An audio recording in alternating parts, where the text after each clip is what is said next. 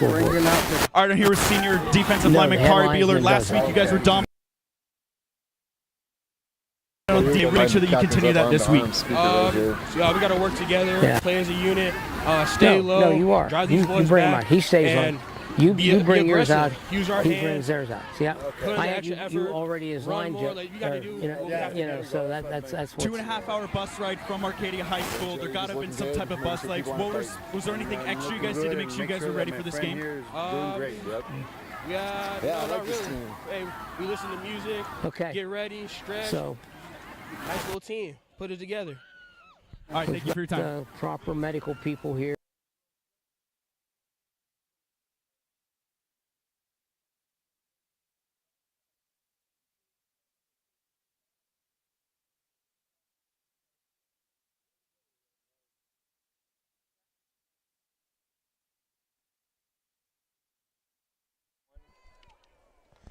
There's rain clouds around the area, but we're not going to get too much of it. It's a beautiful 80 degrees here in Sahuarita, Arizona, and it's the site of a good one tonight.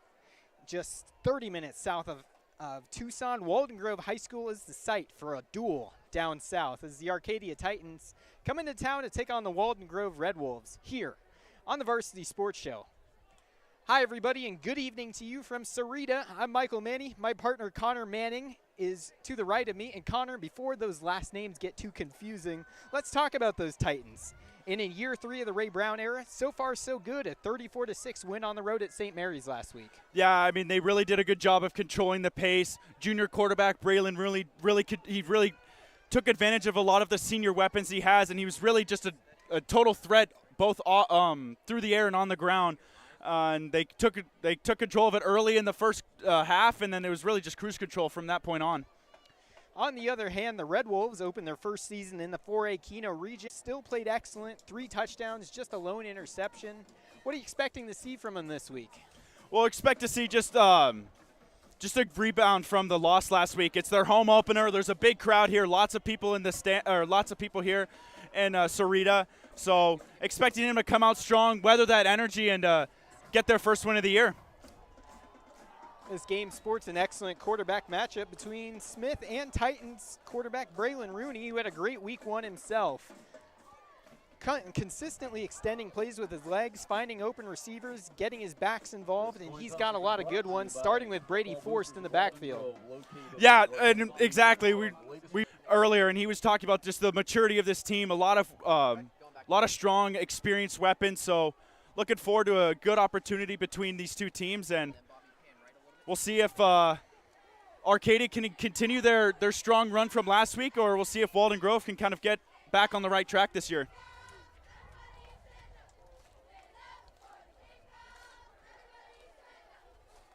Arcadia will receive here on what is a pristine, cloudy, but pristine evening.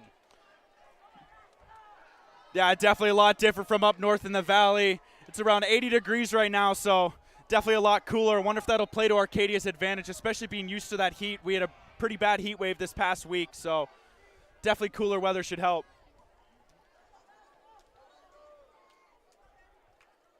Getting ready for the opening kickoff.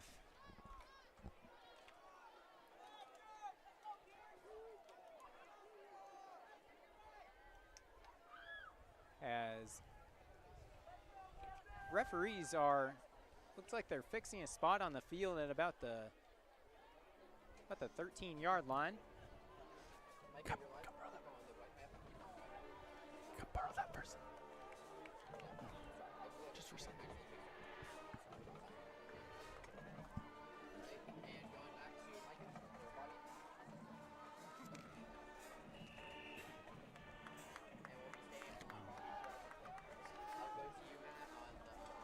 Hand up. And away we go. Going to be a line drive kick that's taken at the 20, up to the 30. Makes one man miss. To the 50, to the 40, to the 30. One man to beat. It's going to be a return touchdown, Arcadia. Unbelievable. What a start. Unbelievable. Talk about shot out of a cannon. You really couldn't draw that one better. That was an unbelievable return by Brady Forst. I mean, it was a short kick. It was only from about the 20. He took that, and he just ran right through that Walden Grove kicking unit. And Forst had a running start there on that return, and from there on, it didn't look like anybody was going to catch him. Had one man to beat, and once he burst through that hole, nobody was going to stop him.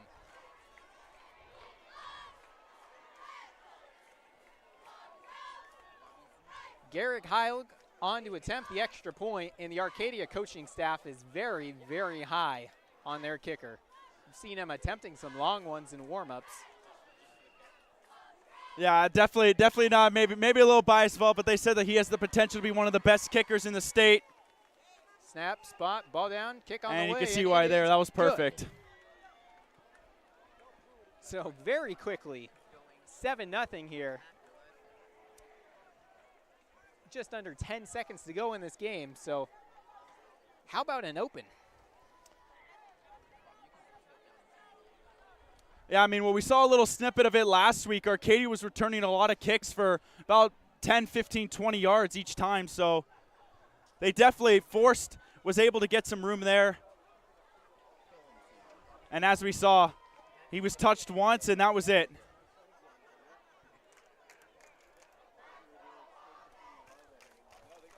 So now Walden Grove has to respond.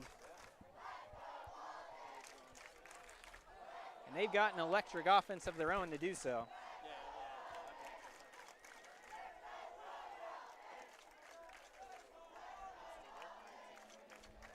Heil puts the ball up.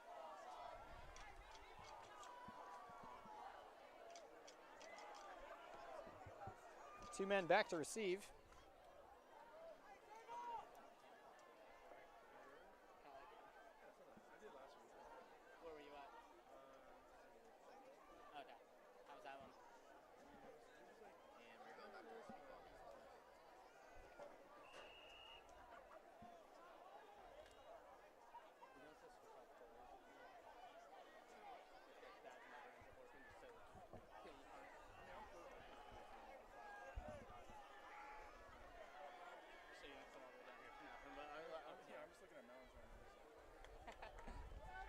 Now to kick it away. And it's a line drive kick.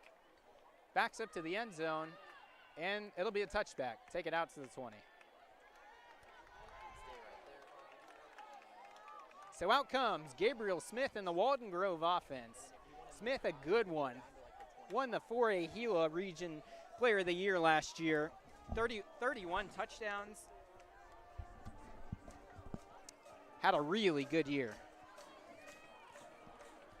Yeah, this Walden Grove offense is definitely going to look to rely to him and his leadership. And like you were talking about last week, just a solid performance.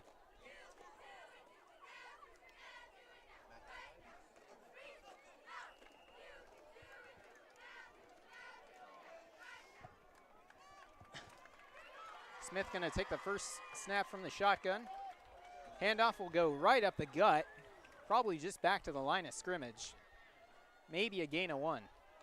Arcadia's defense picking up where they left off last week. St. Mary's wasn't really able to get anything going on the ground. They had one play that resulted in the touchdown that was of long distance, but outside of that, that defensive line was doing a really solid job of not letting anything through.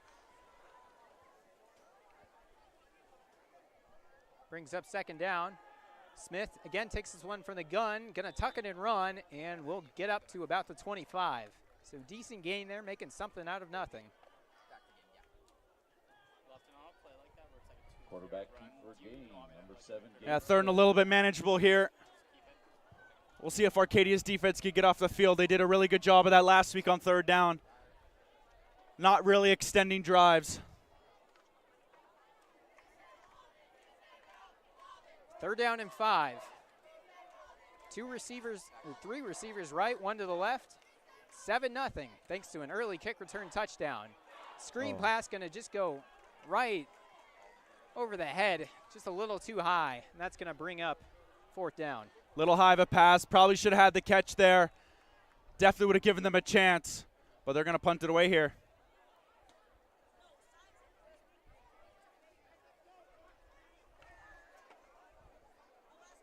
Gabriel Noriega listed as the punter.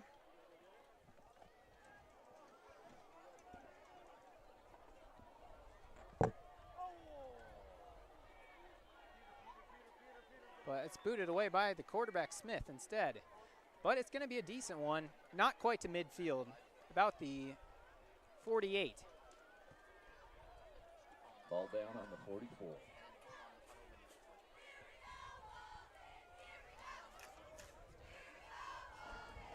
So that'll bring up 1st and 10 with pretty good field position. Pretty good field here. position for Flynn, like you were saying, yeah.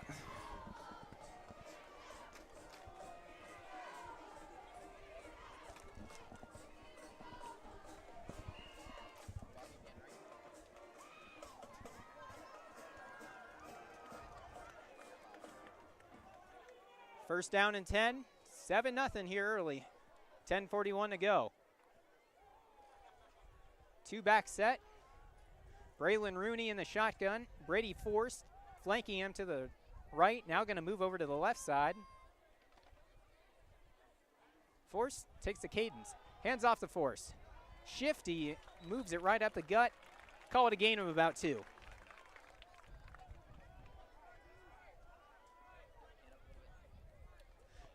Now, Forst moved over to running back from wide receiver last year. He talked at Arcadia Media Day. He wasn't too uncomfortable with the move. Running back was the first position he ever played in football, so it was a natural fit to move back for him.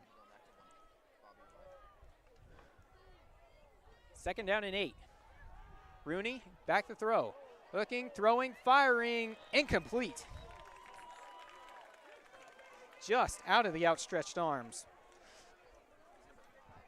Just a little too much for Nick Gentner to grab there. It was a great throw by Rooney, but just a little too far. Intended for Nick Gentner. Junior wide receiver, 6 foot, 145. Also a basketball player. Couldn't quite stretch that one in, though. That alley-oop was just a little too much for him there. Rooney directing traffic. This time they go 4 wide receivers. Rooney takes the snap. Looking, throwing, firing, back over to the right side, and it's caught! Over the shoulder basket catch. They're going to rule him out of bounds at about the 2-yard line. That was Jeremy Smith. Same exact pass as the last one this time. Just enough for Smith to make the grab, and what an excellent catch, and they are once again threatening. Looking a lot like that first half of the St. Mary's game last week, just comfortably moving up the field. Not really meeting much resistance. Jeremy Smith caught a touchdown last week on a similar looking play, fade route. Smith will stretch back over to the right side. They'll go 2 wide receivers. Rooney, hands off the force, burst through the hole. Did he get enough? Looks like he's going to come up just short, but that's still going to be a very manageable 2nd and short, Connor. Last week we saw a mix from Arcadia of the hurry-up offense and just taking their time, so really can confuse the defense. They won't know when to be ready or when to get a few extra seconds. That's Carter Pruitt in the game. Rooney going to try to sneak it himself. Did he get enough? Still no signal.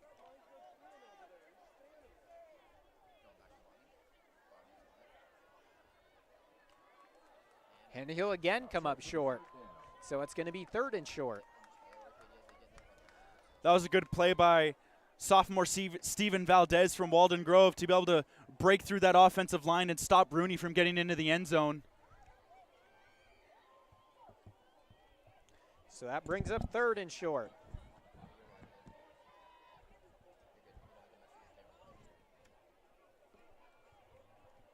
Third down, Rooney tries to sneak it again. And he's in. Oh, Touchdown. he did get in. Braylon Rooney. And it's quickly 13-0 Arcadia pending the extra point. Touchdown Tigers. Braden Rooney using his 6'5" frame to be able to bully his way through that defensive line, and it looked like he was going to get stuffed again, but he kept persisting. He was able to break through and get into the end zone.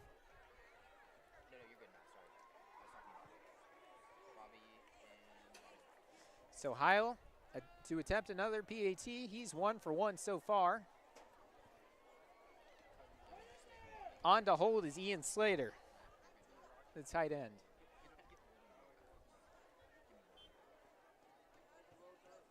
Snap, spot, hold, and it's blocked. Oh, we saw that last week too. So the score will remain at 13, so a positive if you're Walden Grove. Who's on the outside? Okay. It's on Walden Grove. So we're going to do it again. Originally didn't see that penalty flag go down.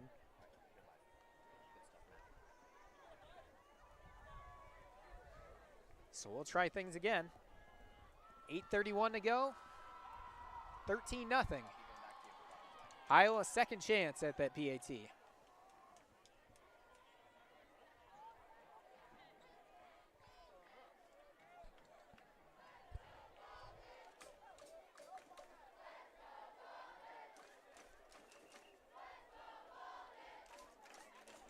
The Walden Grove student section is loud tonight. They want to see another block.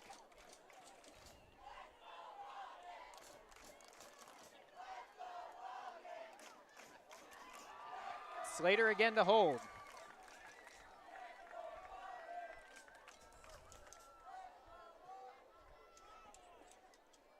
Official moves them up.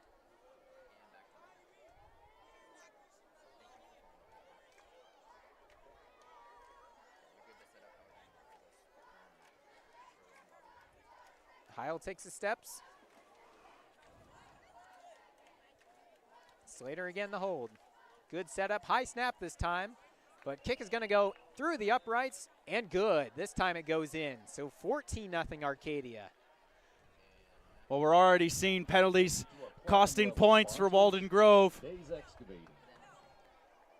You could have taken any positive away from that last drive, definitely getting that extra point blocked, but then committing that penalty, and it ended up going through anyway. So Walden Grove down 2 scores early. They need a response here right now.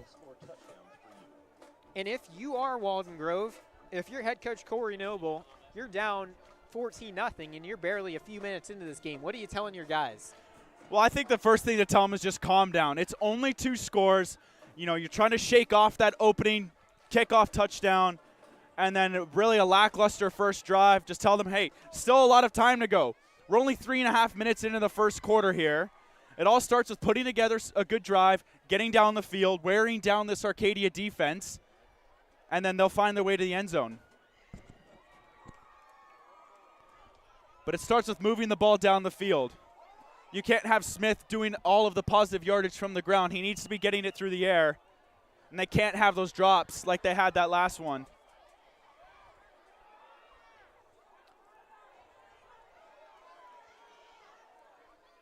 Two men back to receive.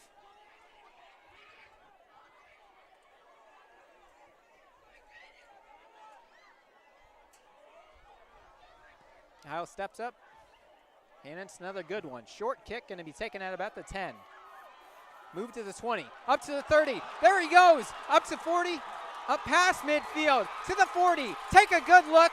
You won't see him for long. There's another kickoff return. Touchdown, Walden Grove. That's unbelievable. Talk about a quick response.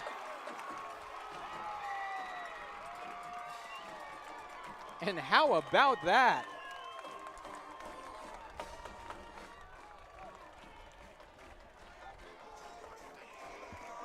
Touchdown, Red Wolves.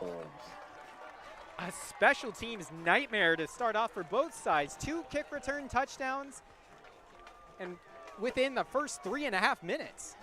Yeah, I don't really know what happened there for Arcadia. Just a complete busted coverage. And I believe that was Gavin Buchanan, the sophomore free safety, who was taking the kickback. And they're going to go for 2 here. And they'll get it. Produce industry, just like your Red Wolves dominated the competition. Point after is good. and it's 14-8. So how about that? We just talked about a response. You can't you can't get quite better than that. Yeah, no, absolutely. That was the exact thing you wanted to draw up, getting those points back right away. And now it's up to Walden Grove to stop Rooney in this high-powered offense.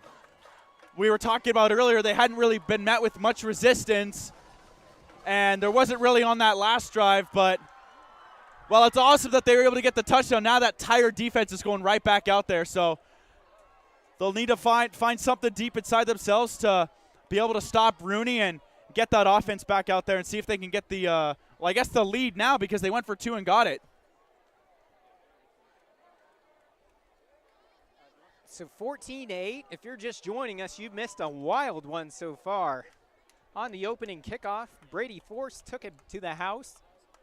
Then another quick scoring drive for Arcadia, Braylon Rooney with a quarterback sneak. Then Walden Grove, Javon Coleman.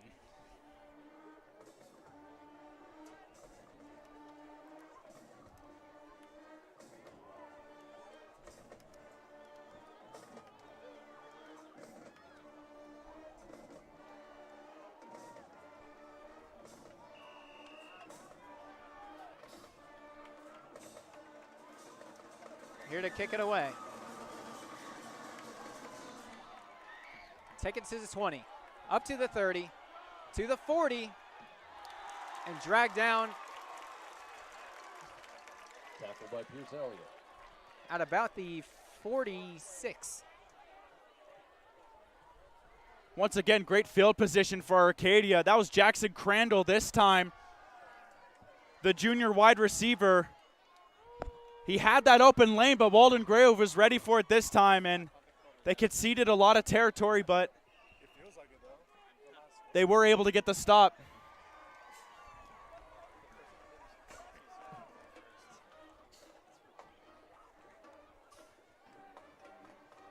Arcadia comes into this game 1-0, looking to make that 2. Walden Grove looking to get their first win of the year. 1st and 10. Screen pass. Oh, and good met tackle right there. at the line of scrimmage.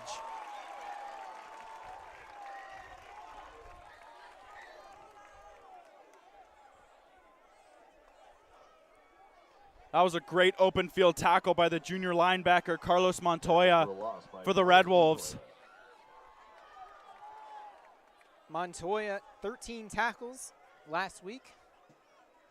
Also in true William Refrigerator Perry fashion, took a 2-yard score to the house. He's a player to watch on defense for Walden Grove.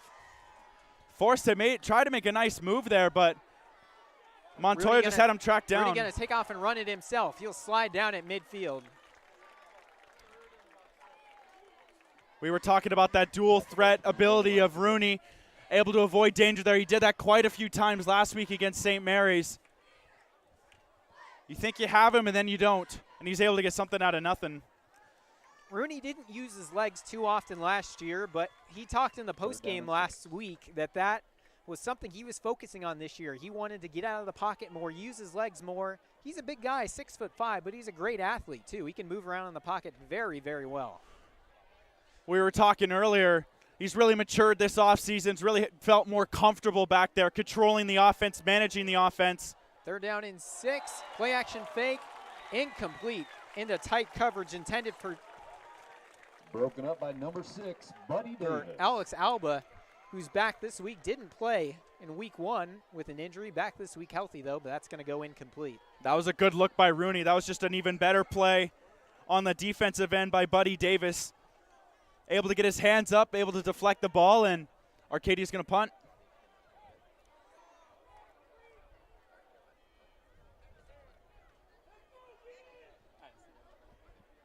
Heil to punt it away. This time it's a bit of a short one. Going to take a Walden Grove bounce. It'll be down. We'll see where they put it. At the 36. First down, Walden Grove. Well, we were talking about how the Red Wolves needed to improve from that last drive, and that's a pretty good starting field position for Smith.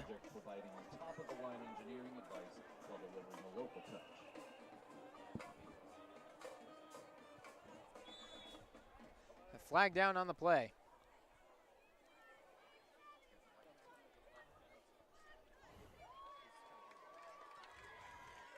Wait to see what it is.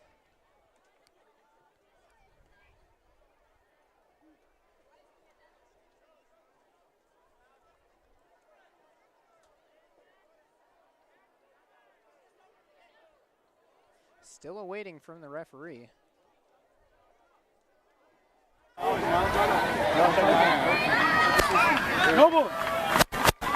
First and 5. And it's on Arcadia, so move them on up.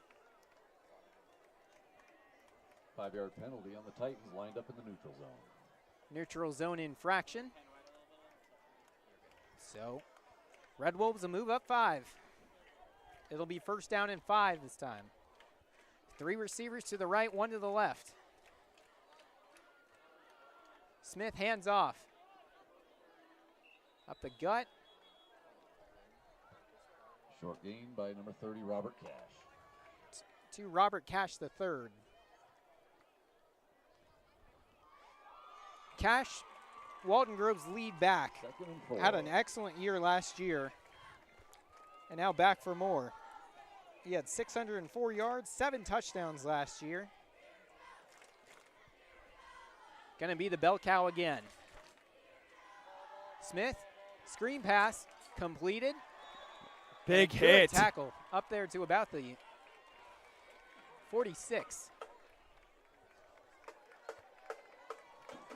Pass complete to number 18, Javon Coleman. Javon Coleman's had a big night so far. That kick return, and now just a short pass there. That was a nice tackle by senior Carter Pruitt, one of the leaders we were talking about earlier on this Arcadia defense. Good open field tackle, not really allowing them to get the first down. 14-8 the score here with 5 minutes to go in the first. Walden Grove trying to take the lead. Another good screen pass. Makes a man miss. Gets past the 45, about the 44. Good. Walden Grove Red Wolves. Good play there. This first down Number brought 10, to you Wheeler by Sierra Delancey. Mining and Crushing. Starting to see a lot of these quick passes by Gabriel Smith, getting the ball out of his hands quickly. That time they were able to get some yardage. Transport Solutions. Whether your project is residential or commercial, they've got all of your needs covered with expert consulting, competitive pricing, and friendly service. Delancey had 1 catch for 14 yards last week. His first varsity season. Smith gonna tuck it and run it himself. And he'll just scoot down at about the 40. For number 7, Gabe Smith.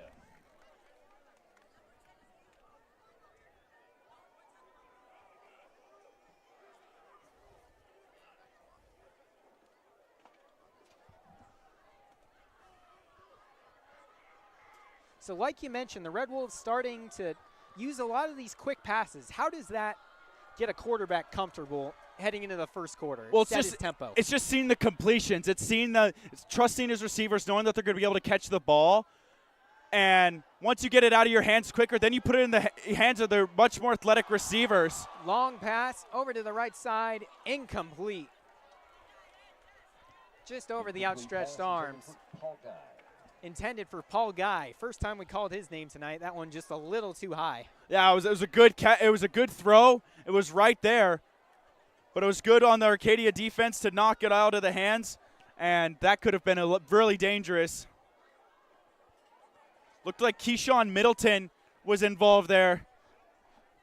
Just one of the 23 seniors on this roster. We'll be talking about all night, just the experience from this group. 3:50 to go, 14-8. Brings up second down and 6. Counter play. Moves the pile forward to about the 35.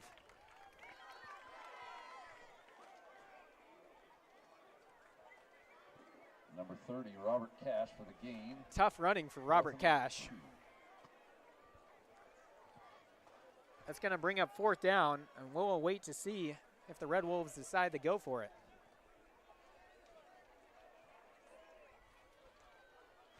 Well, they went for it on the 2-point conversion, so we know that they'll make the gutsy plays. And it looks like Smith's going to stay out there.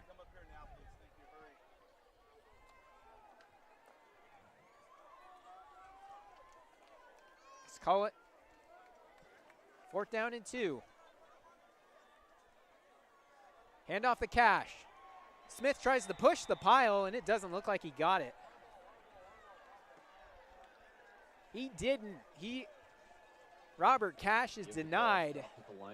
Stopped at the line of scrimmage. Arcadia will take back over. That was a great play by Kaiji Wilson. Able to get there right away and make sure that he wasn't going anywhere. He did not let up, did not yield to any ground. And that was a great stop by the Arcadia defense.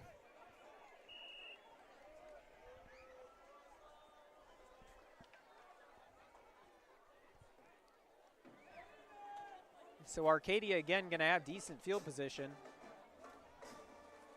on 1st down. You're at the 35. They'll split 3 receivers over to the top half of your screen. Alba and Pruitt are 2 of them. Rooney tries to check down the Forst and almost throws an interception. Forst was not ready for that. I don't think he was anticipating that quick of a throw. Little bit of miscommunication on that end. And Bitten very nearly jumped the route there. That's lucky for Arcadia. Caught a break. 14-8, and it's 2nd down and 10. 2:48 to go. Still sticking with the 4 wide receiver set, just a lone man on the bottom half of your screen. Force flanking Rooney to the right. Rooney, and he's got a wide open man, and it'll go incomplete. He missed Carter Pruitt, who wide open, streaking down the middle of the field. 3rd and 10. And it looked like Arcadia was about to have another touchdown there. Yeah, I think he should have had that one. I don't know if he just lost it in the lights or what, but he was wide open, and he caught that. He was seeing green all the way to the end zone.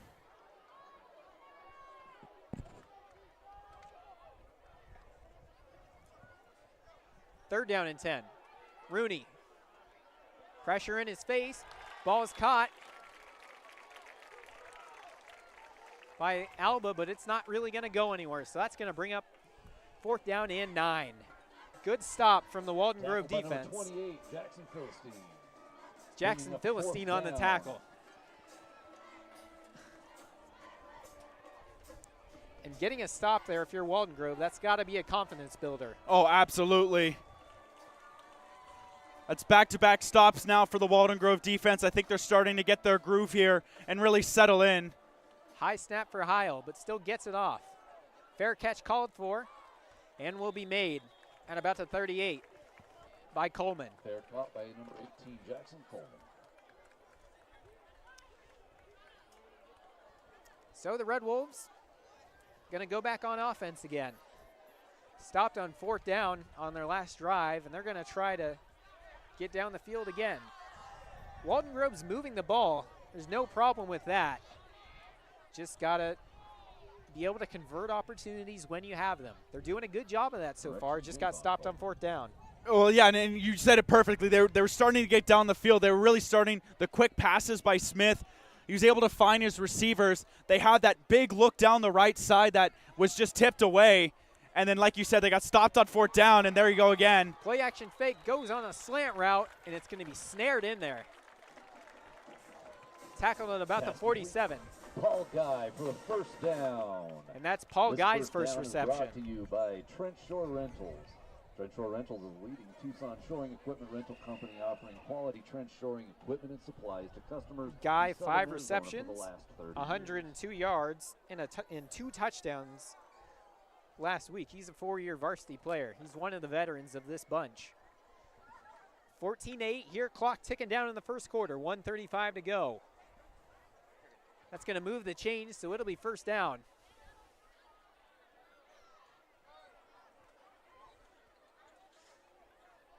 First and 10 at the 47.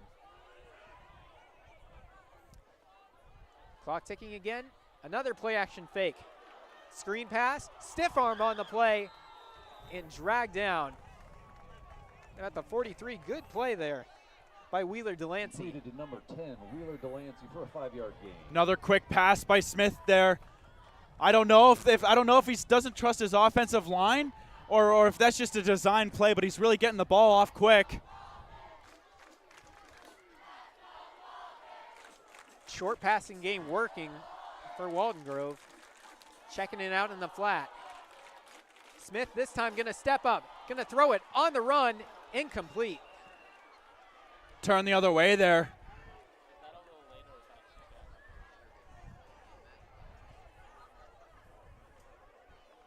Pass was intended for Delancey. Pass intended for number 10, Wheeler Delancey. Smith does a great job throwing on the run. He's excellent at that. Looking over his film from last year. Smith, very live arm. 16 of 31, 284 yards, 3 touchdowns last week. One of the best quarterbacks in the 4A conference. Won the 4A Gila Player of the Year last year. And he's shown, even if he missed that one, he's shown his athleticism. Well, and we've seen now he's not afraid to throw the deep ball. We've seen a couple of passes now. And, I mean, really on those 2 throws, they weren't really his fault. The first one was deflected. The second one, he was caught looking the other way. So he's getting the ball where it needs to be. It's just a matter Repeat of second down. Receiver's able to grab it. And once again, those big plays, if you could get them down the field, that's how you're going to be able to score on these Titans. 2nd and 15. There was a penalty for holding put down there. Another dump off in the flat. Another stiff arm and going to be thrown out of bounds. Reception by number 30, Cash. Robert Cash the third, first reception for him tonight. Cash got a strong stiff arm. And it's a good job by Smith to evade the pressure there and just swing it out to the flat again.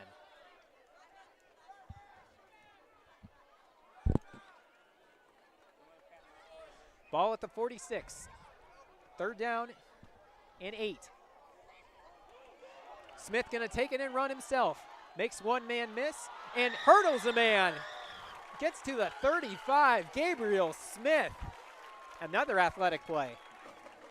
First down on the quarterback keep by number 7, Gabe Smith. This first It's down a good job on Smith, able to get out of the pocket, able to find some room and able to extend the drive. We were talking about how the opportunities, you got to keep extending the drive. You got to keep that offense on the field. Clock going to tick down here in the first quarter. We'll see if we get another playoff. It doesn't look like it. So that'll be the end of the first quarter. Arcadia 14, Walden Grove 8. But the Red Wolves are driving. At the end of the first quarter, your Walden Groves trail the Titans 14-8.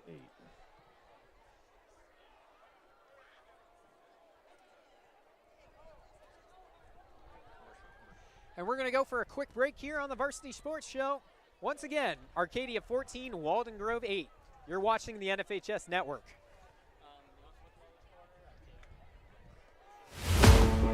What's inside you? Is it strength? Is it speed? Is it knowledge of the game? Unlocking the greatness inside you means digging deeper, running faster, and going further than you can on your own. Banner Sports Medicine High Performance Center trains the athlete in all of us with technology, techniques, and hands-on experience customized to you. See what you're capable of by unlocking the greatness inside of you. Hello, Arizona sports fans. I'm Lofton Lechner, and I couldn't be happier to be joining the varsity sports team as a technical director for fall 2023. Follow me on Twitter at Lofton Lechner to stay locked in for the season. Welcome back to Walden Grove High School. Michael Manning and Connor Manning. And Connor, we were just talking about it in the break. A lot of high pace early, 3 scores in the first 4 minutes. Then it started to get a little more methodical. The teams feeling each other out, getting down the field early.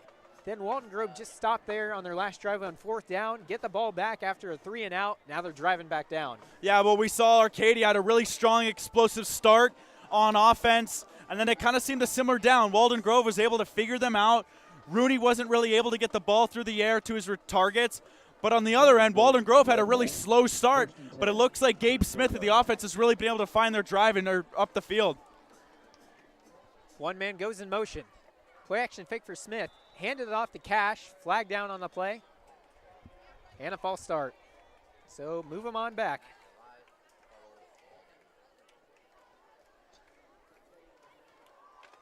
Few penalties. Relatively penalty free so far. Neutral zone infraction and the false start there, but only a few penalties so far tonight. Yeah, relatively clean game from both teams. Nothing really too damaging to a drive. I mean, we saw the one penalty that we thought it was going to be a blocked PAT for Arcadia, but they were able to get another try and were able to get that extra point, which, I mean, you never know. When it comes down to it, the last 2 minutes could be a difference maker. Another hand up, bruising up the middle. Gets maybe a yard or two.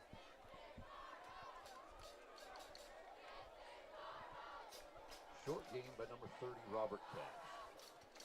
Robert Cash working as every bit the bell cow he was last year so far tonight. 14-8, just into the start of the second quarter. We're glad you're with us here on the Varsity Sports Show.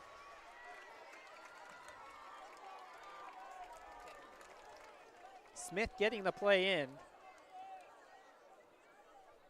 He's got 3 receivers right, 1 to the left.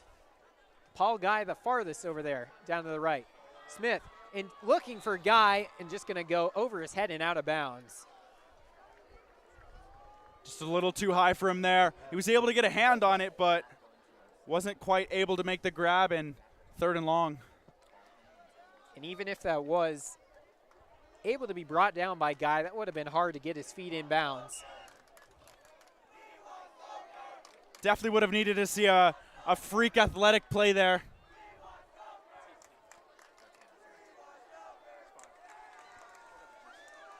Third down and 14.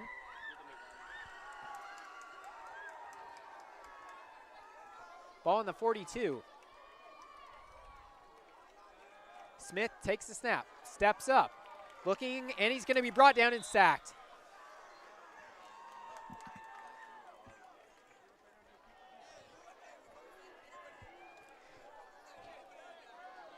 Quarterback keeps resulting no gain, bringing 4th down.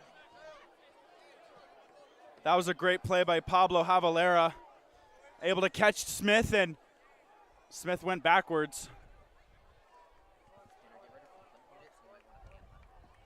So that'll bring up 4th down. So promising start on this drive for Walden Grove. Going to end up 3 and out. They're not going to stay on the field this time. We were just talking about how penalties hadn't really been costing much of the drives. Could definitely make the case that it did there. Good punt from Smith, and it rolls and rolls and rolls. Going to be inside the 10-yard line. So Smith does his job there on special teams to pin Arcadia deep. Yeah, long way to go for Rooney in the offense here. Last couple of drives have really been stagnant. Weren't able to do what they wanted and weren't able to really go up the field untouched as they have been previously. So we'll see if they can kind of figure it out here.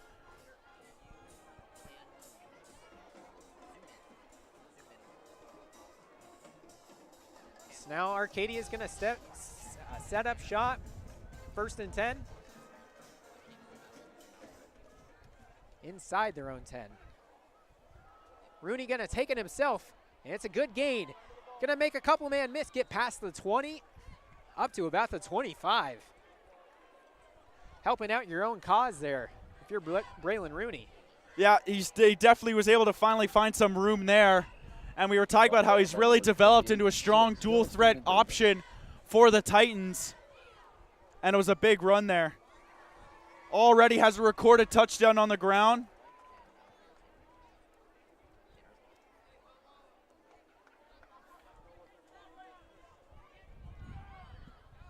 We'll move the chains on first down.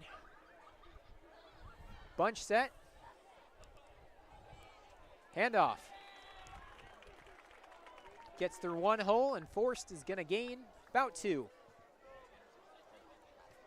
And the thing about the running game, if you're Brady Forrest and you're that running game, those 2-yard gains are eventually going to be 5, 10. It's that war of attrition in the trenches that eventually you just have to stay with the running game, and eventually it'll pay off. Well, and not only that, if you stay with the running game, eventually opposites through the air might start to open up too. You see the Walden Grove defense, they may start to get comfortable, always anticipating Forrest or Rooney, just pounding it through the ground. Yeah, the yardages may open up on the ground, but also through the air like there. Rooney steps up over to his right side and complete over to the 35. That was Jeremy Smith's second catch of the day. Well, like we were just talking about, the options through the air start to make themselves more present, and that's where we saw last week why they were so dangerous. St. Mary's couldn't figure out what they were doing.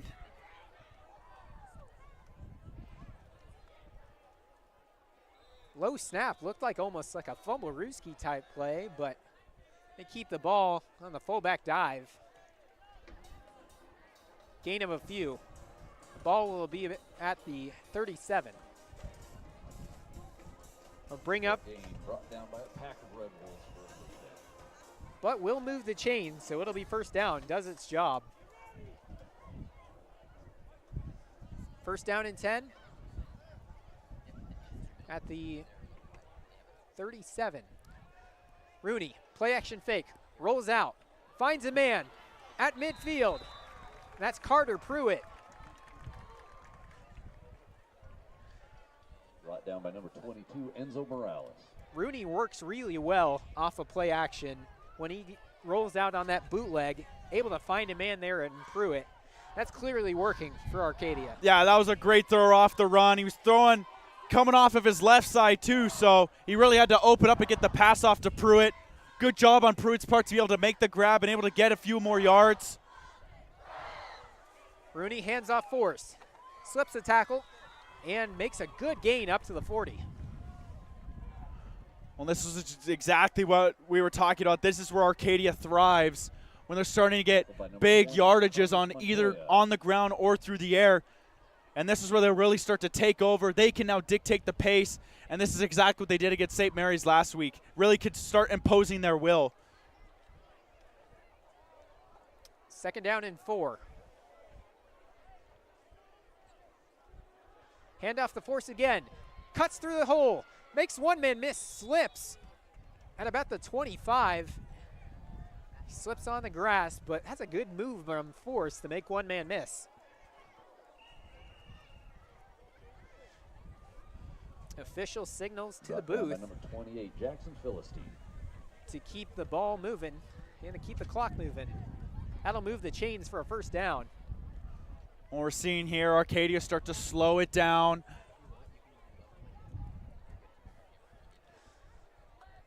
First and 10, I formation.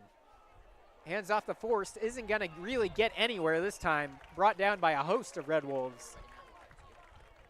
Tackled behind the line for a loss by number 3, A.J. Gonzalez. A.J. Gonzalez on the tackle.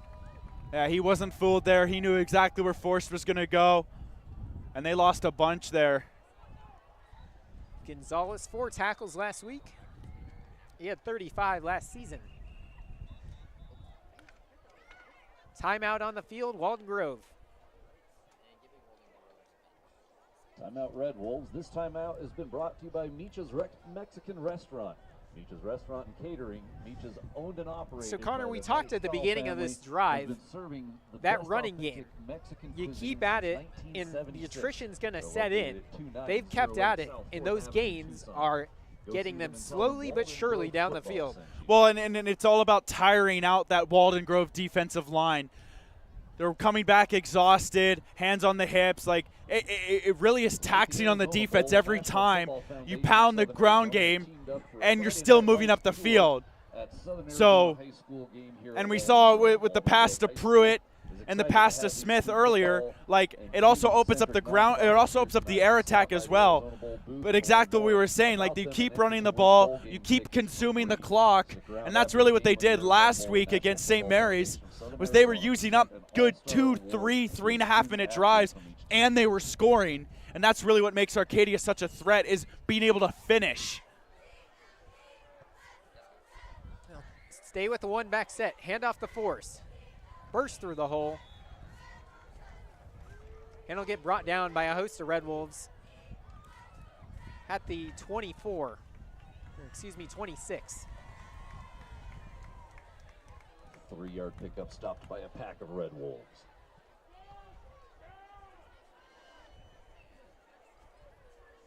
Forrest really having a busy day so far. He's working. He lines up back to Rooney. Excuse me, that's actually going to go out the other way. Rooney, caught by Pruitt. Up to the 20. Call it the 19. Carter Pruitt again comes in motion. In with a good gain. Well, they're able to get some of it back after that loss on first down. And all looks like they're going to go for it here. 4th down and 4. Rooney looks over to the sideline.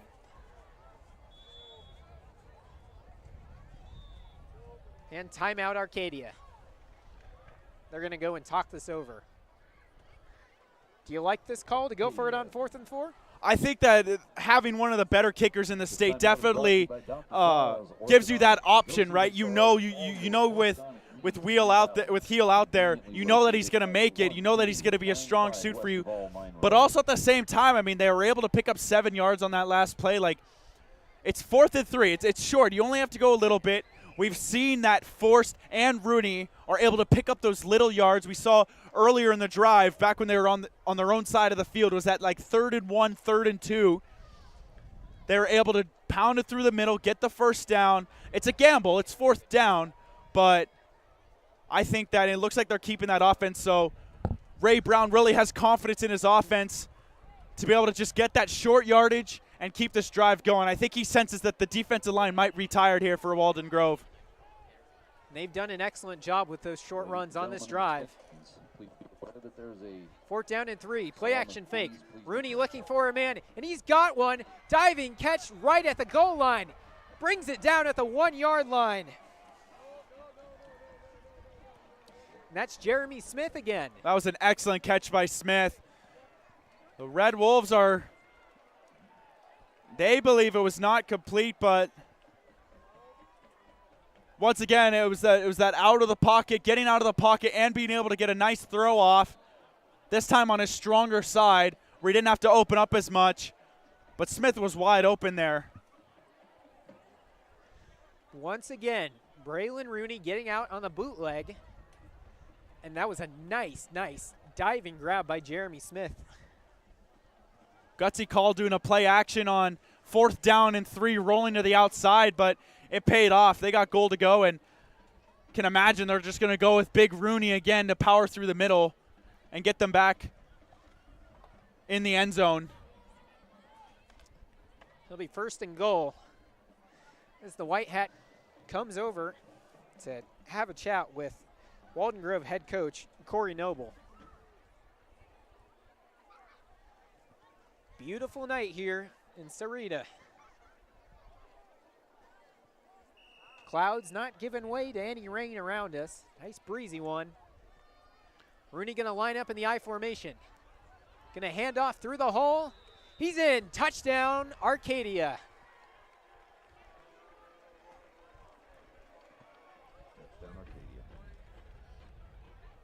And that's forced again. 20-8 Arcadia. He's becoming a really strong option for this Arcadia ground game, and he's been really consistent this game.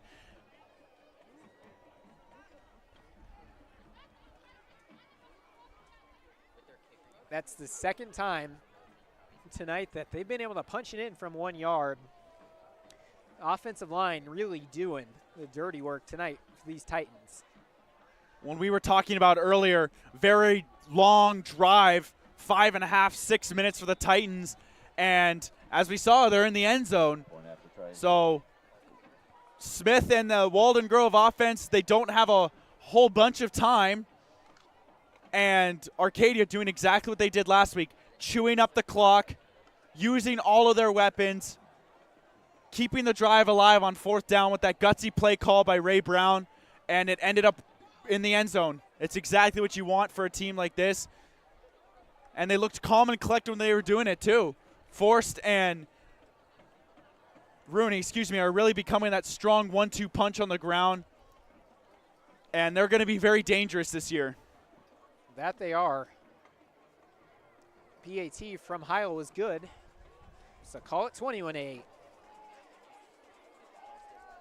Arcadia trying to move to 2-0 on this young 2023 season. Walden Grove trying to get their first win. 2 games on the road for any team is a tough test, but Arcadia is passing it with flying colors. Yeah, especially considering the distance to 2.5 hours in the bus. You can only imagine what that might do to high school kids with the bus legs and just coming right out of school. But they are extremely focused, and they've come here ready to win, and that's exactly what they're playing like right now. And Heil will take the touchback. So 21-8 here with 4:26 to go as Walden Grove jogs back onto the field. This first down is brought to you by Maru Sereno and Long Realty. If you're buying or selling a home and need the now, if you're Walden Grove, Realty agent, down 2 scores now, cut the lead to 1, now down 2 scores again. What's your play call looking like here to move that down the field? They've been doing a good job moving it down the field. It's just finishing. Exactly. Well, and as we saw, they were inside the 30 last possession, but a costly penalty kind of derailed any momentum. And, I mean, as we saw, Arcadia chewed up a lot of clock. They're going to have to move quickly here. They've got a little bit of time, but they really have to be coming back to the line quickly because you never know what's going to happen. You never know how much time you're going to lose on each play. So you really want to capitalize on as much time as you can, and you have to go into the break with at least a score, whether it be a field goal or a touchdown. You don't want it to be 2 possessions coming out of the break. You will get the ball to start the second half, but it's always good to be as close to as possible. Carlos Montoya, the back, had a good gain there on first down. Then a pass over to Edward Lopez. Ed Lopez. That's a good diving grab by Ed. Helping to build a better future. They deliver infrastructure solutions to residential and commercial First down property. and 10 after that grab by Ed Lopez. Quick pass over to Guy. Makes a man miss and will be drug out of bounds. I'm interested to see if Walden Grove, with this quick pass option attack that they've really been running for a majority of the night, if they will do a hurry-up offense, try and get these DBs and safeties on the Arcadia side running around confused. Smith claps for the ball. Handoff. Spins over a tackle. Goes Montoya, gets past midfield 20, Carlos Montoya, to the 48. Just over 3 minutes to go. 21-8. Arcadia leads. And if you're just joining us, it was an action-packed first quarter. Arcadia still in the lead. Play action fake. Caught by Guy. Breaks a tackle. And taken down by a host of Arcadia defenders up to the 40. Good play by Xander Quintana on the Titans. The junior defensive lineman able to get back and prevent Guy from getting much more yardage there. But we noticed Walden Grove's offense was really starting to move the ball, and getting down the field has not really been a problem for them the last 4 drives, and we're seeing it here as well. First down and 10, 3-back set. Handoff goes to Montoya. And he's going to be drug out the door. That was Cash, excuse me. First down for number 30 on Robert Cash. Short gain there, and brings it to the 42. Well, this is perfect for the Red Wolves. 2 minutes to go here. Already in Arcadia territory, plenty of time. Handoff to Cash, shimmies through the hole for about a gain of a few. Gets it up to about the 38. Number 30 with a 6-yard pickup, Robert Cash.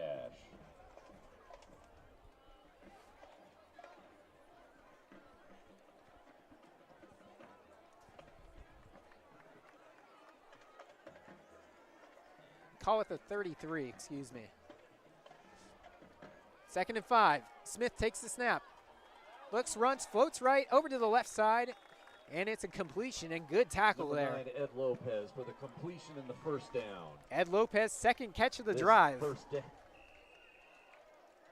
Brought to you by Right Way Heating and Cooling, serving homes and businesses owners throughout southern Arizona with the best HVAC and plumbing solutions. So that's going to move the chains. Cool. Timeout on the field. That was a good open field tackle by Nick McCormack, making sure that Lopez wasn't able to break free. And we've seen that a few times this game, these open field tackles preventing further damage. And it's really played a difference here in terms of the way drives have ended.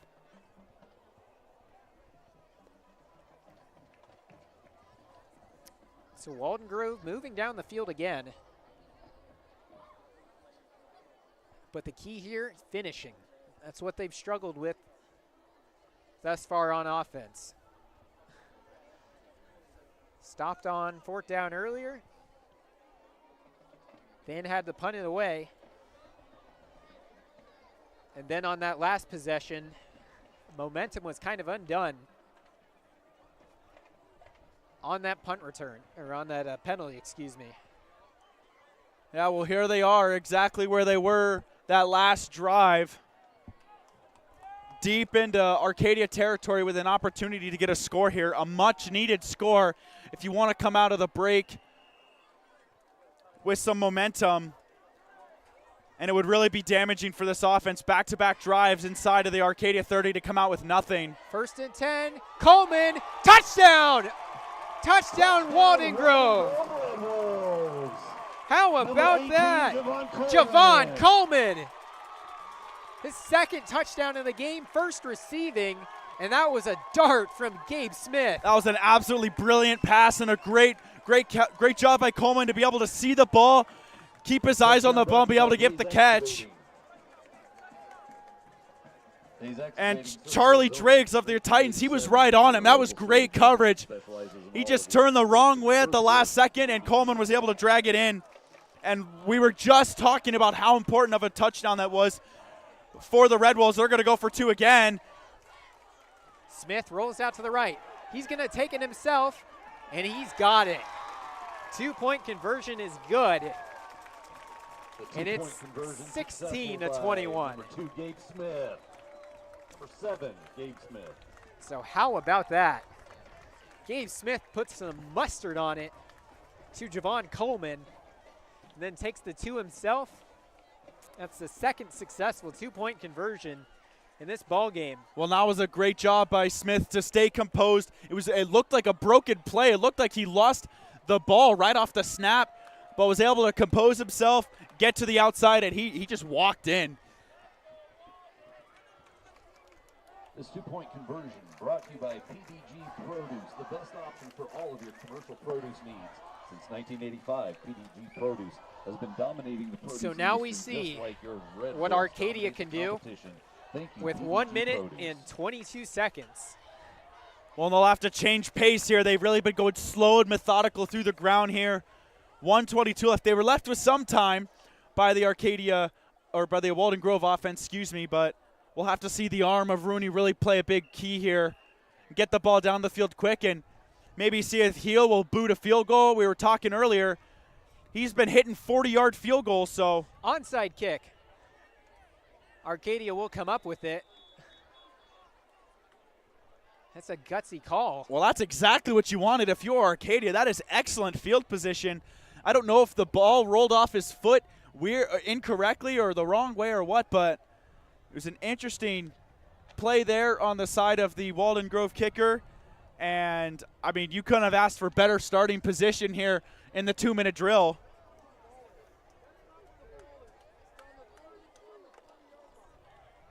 And so Arcadia is going to start off with excellent field position. Interesting call there from Walden Grove to give a hot offense on the other sideline. Good field position. It does look like, though, that the ball was spotted a little further back than it was caught on that onside kick. Ball spotted at the 36. But from our vantage point, it looked like it was down a little bit closer to the 40. But any matter, Rooney in the offense will take over. Good pass from Rooney. Up the midfield, catch is made. And that's Jeremy Smith again. Arcadia playing the hurry-up game. By number 21, It is a true hurry-up offense. Well, another great start. Good quick pass to Smith, able to shake off the defender, and they are already in Walden Grove territory.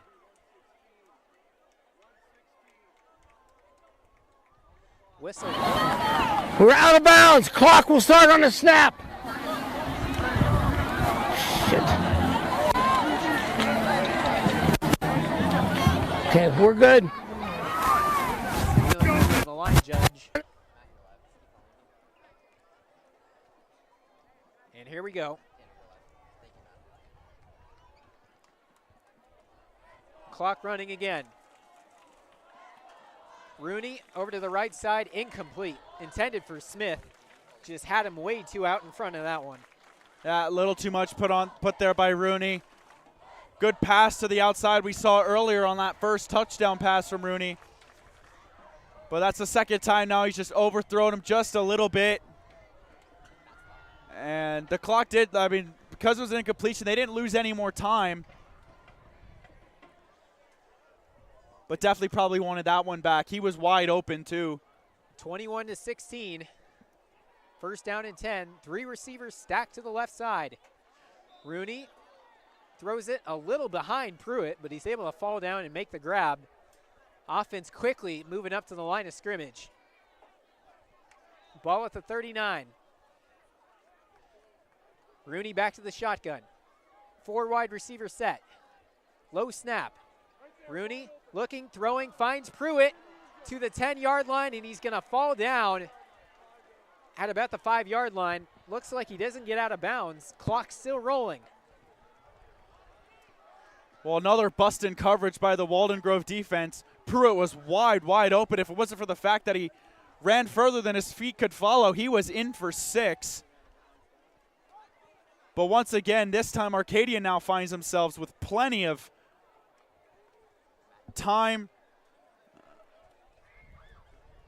And they're going to look to cash in here.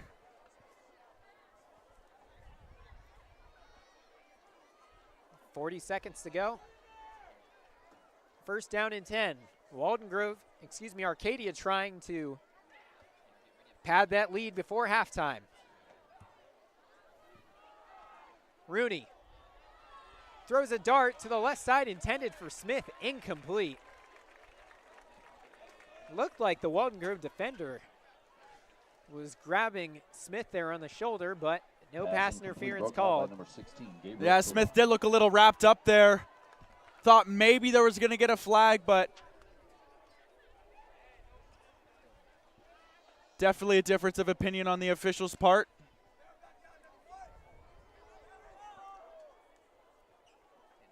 Gabriel Carranza in there on the coverage.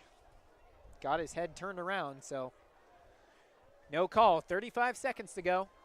They'll go 2 wide receivers. Rooney, play action fake. Bootlegs over to the right, and it is. He caught it. Touchdown, Arcadia. Touchdown, Arcadia. And that's Ian Slater, the tight end. These Arcadia receivers are just, I don't know what they're seeing out there, but they are just finding hole after hole after hole. That is another wide open pass from Rooney. And just like that, we talked about how they needed to change pace. They were going slower, and they did exactly what they needed to. Got down the field quick, gave themselves plenty of time, and once again, that maturity that we're seeing now from Rooney was showing. Looked very comfortable in the pocket. Every play was a pass. Heil, kick on the way. And boots it through, it's good. 28-16. And how about that? We saw again Braylon Rooney once again play action fake on that bootleg. They just keep finding success with that. Well, and for the Walden Grove defense, you really got to do a better job at staying with your receiver, not just assuming that Rooney's going to run the ball. Again, we'll keep talking about this. The dual threatness just is constantly posing a threat, and we even see it here. It looks like they're expecting the run, or they get lost in the run, that they're just getting wide open, and they'll have to find a way to shut down these holes, or else Rooney's just going to keep picking them apart for the rest of the game.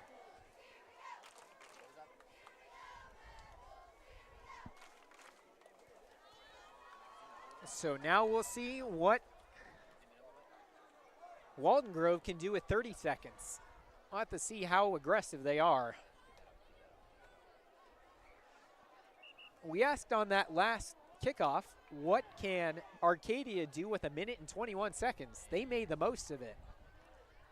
Well, and it's funny because the last 2 possessions, one for either team, we thought like, oh, well, they're not going to have a whole lot of time. We'll see what they can do, but they were really able to get down the field quick, and I mean, it definitely helped having that great starting field position. And even here, they only have to go 61 yards in 20 seconds, and we know Smith can run the ball. I think it has to do a lot with where they're starting. Returned by number 6. They're able to get the ball down the field quick, and who knows, from what we've seen the last 2 drives, with the experience of Smith and knowing that he can throw the ball, who knows? We're in for a crazy 27 seconds here. And squib kick to Buddy Davis. Gets up to the 40. 27 seconds to go. First down and 10. Handoff. Burst through the hole goes Cash. For a pretty decent gain up to the 45. Gain of 5 for number 20, Carlos Montoya. Or that was Montoya, excuse me. Timeout, Walden Grove. But Walden Grove going to take a timeout. For over 60 years, they have been the premier grower and processor of quality pecans. Even with limited time, their owners are the namesake of Walden Grove High School. Walden Grove sticking with the running game. Well, I think if I'm going to make a guess, I think that they just wanted to see what they could get, how much yards they could get on that play. And you have to assume that Smith is going to go deep, try and give them at least a chance for a field goal. There's no indicator on the scoreboard, but I believe Walden Grove does have 1 timeout left. So if you're able to get a deep pass into Arcadia territory, I expect that they'll use that and try for at least 1 or 2 more plays. That's correct. They've used 2 timeouts. Support them like they support all of the youth in our Second down and 5, 18 seconds to go. It's 28-16. Red Wolves trying to make something happen here before we go to the break. 3 wide receivers out to the right side. Smith looking, steps up in the pocket. He'll take it himself, gets up the midfield, and is going to get past the line of the game. That'll be a first down, but that's more time off the clock. Quarterback Keith gave Smith for a first down. Good job by Gabe Smith Copper Fitness, your local gym, working hard for you and providing to pick up the first down, but that's still time off the clock. Go check them out. Now 12 seconds to go. You got a little bit left, but like you said, a lot of time off, 6 seconds. May not seem like a lot, but when you're in the last couple of dying seconds before halftime, it's critical that you have as much time as you can. Now 12 seconds. First down and 10 at midfield. Flag on the play. Likely a false start. We'll see what it is from the official.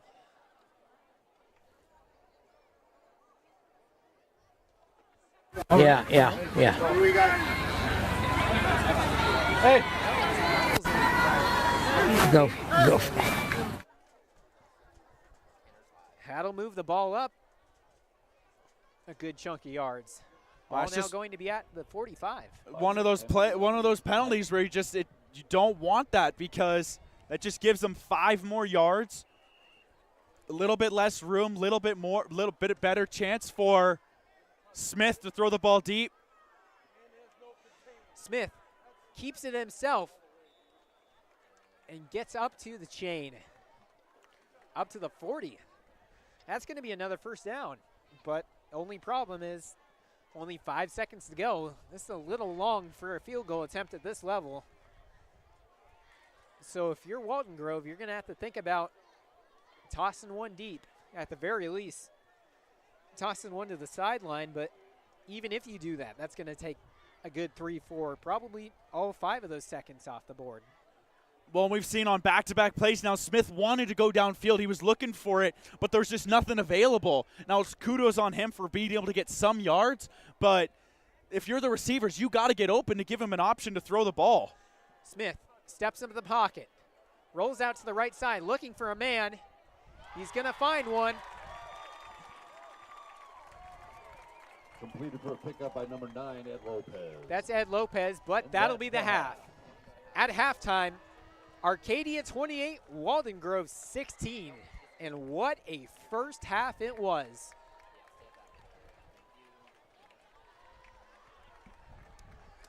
So Arcadia. And I couldn't be happier to be joining the Varsity Sports team. 16, you're watching the Varsity Sports Show on the NFHS Network. Lots of high school football fans here in Arizona are well aware of the way conferences work, but for those of you who might not be familiar, here's a quick rundown. So the Arizona Interscholastic Association, or AIA for short, created 6 individual conferences for each high school in Arizona to be placed in based on their enrollment, with the goal of creating a balanced playing field and maximum encouraged participation. Schools part of the AIA are generally divided between smaller and larger conferences, with the smaller ones being ranked 1A, 2A, and 3A, and the larger ones being 4A, 5A, and 6A. The small conferences are for schools with an enrollment under 1,000, and the large conferences are for ones with an enrollment over 1,000. Then the small and large conference schools are then placed within an individual conference based on enrollment within that category. So for example, among the small conferences, you would be placed in 1A if you had the lowest third of enrollment among schools in the small conference category, which is under 1,000 students.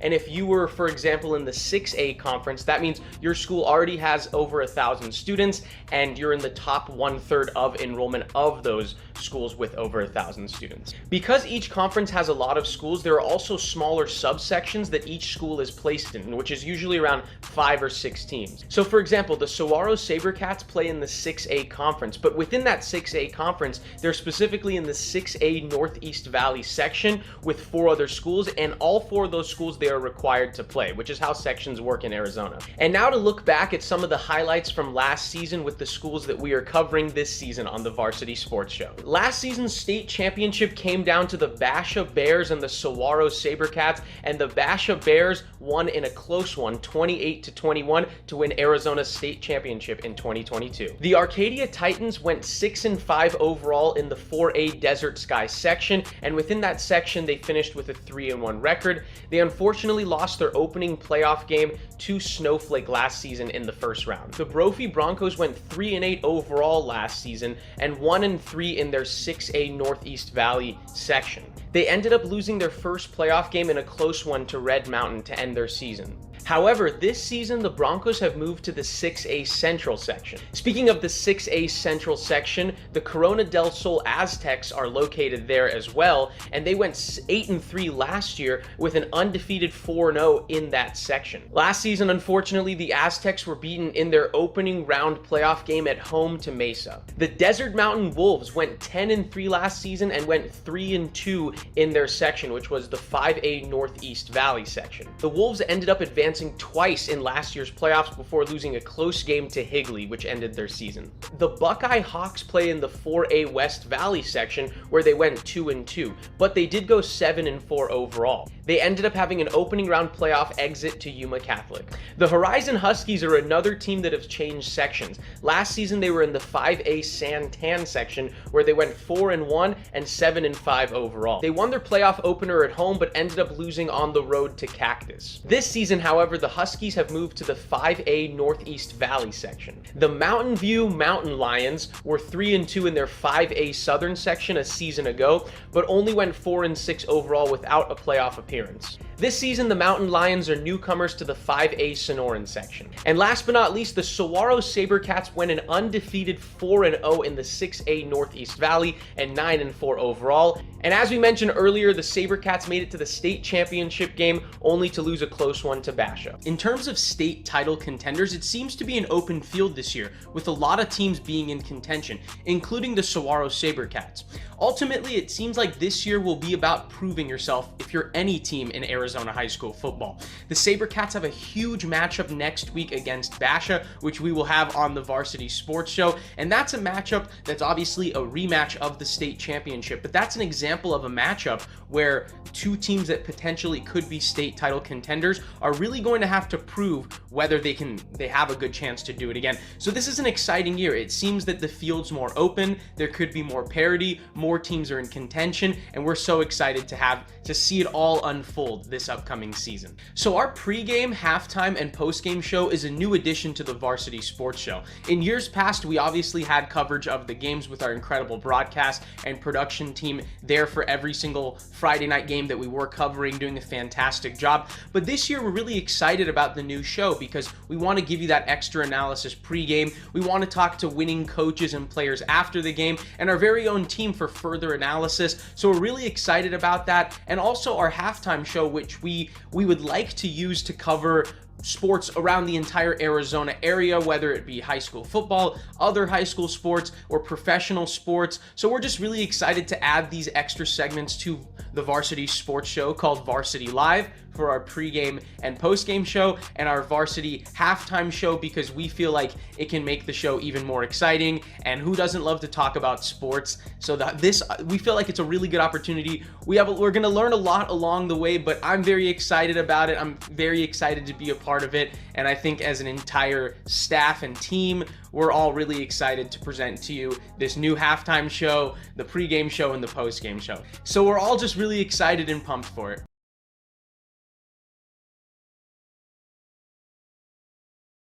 Hello everyone, this is Kyle Cooper with Varsity Sports, and let's move it up to the big league, the NFL. First, let's take it to the podium with Josh Dobbs. Having just been here a few weeks, is Dobbs ready to start for the Cardinals? Can he beat out rookie Clayton Tune for the starting job? Can he lead the team to wins with this tough opening schedule? Is Dobbs a proven winner in the league? Without any hair, will he be able to survive the desert sun? Now, Josh Dobbs has played a total of 8 games in the NFL. He's played with the Pittsburgh Steelers, the Tennessee Titans, and he's also been on the Detroit Lions, the Jacksonville Jaguars, and the Cleveland Browns. Dobbs has shown some promise with his starts in the league, and especially last year, if you were paying attention to the Tennessee Titans, he played well in those 2 games and threw for 411 yards total and 2 touchdowns. With Dobbs arriving here in Arizona, he will be reuniting with offensive coordinator Drew Petzing, quarterbacks coach Israel Wolfork, and GM Monty Austinfort so he will not be completely unfamiliar with the system. Now, the Cardinals have been interested in Dobbs earlier in the season, and they finally decided to pick him up right before season starts as they released quarterback Colt McCoy, and it seems that head coach Jonathan Gannon really favors quarterbacks who are mobile, can get out of the pocket and scramble, and both Dobbs and rookie Clayton Tune have shown to do that. Now, speaking of Clayton Tune, he showed some promise in the preseason games. He threw for a touchdown, he was mobile, he commanded the huddles, and he looked good at times. And so really you ask the question, will he get the start? He makes a strong case for a starting quarterback, but he doesn't have the experience that Dobbs brings to the table. Now, for Joshua Dobbs, it won't be long with the team. He'll be just getting into the season, and with Kyler Murray out for the first 4 games, he will have to play really well to continue to start for this team. And if Murray doesn't come back and either of these quarterbacks don't play well, I think all of the fans are going to be asking, is this a tanking season for the Arizona Cardinals? Certainly will be no easy task to come into this team and play with their schedule. It's a very tough schedule. Their first game is against the Washington Commanders, who had a stellar defense at the end of last year. From week 9 on last season, the Commanders were 6th in points and 2nd in yards per game. And in a recent interview with ESPN safety Cameron Curl says that their expectations are to be a top 5 defense again. That is not good news for either of these quarterbacks coming into the system. Head coach Jonathan Gannon has refused to name a starter for week 1. And for Josh Dobbs, he has a lot of questions to answer. Whoever is starting this first game against the Washington Commanders on the road will have a tough test. Make sure you tune in September 10th. Commanders versus Cardinals. This has been Kyle Cooper with Varsity Sports, and this is your week's Podium Talk.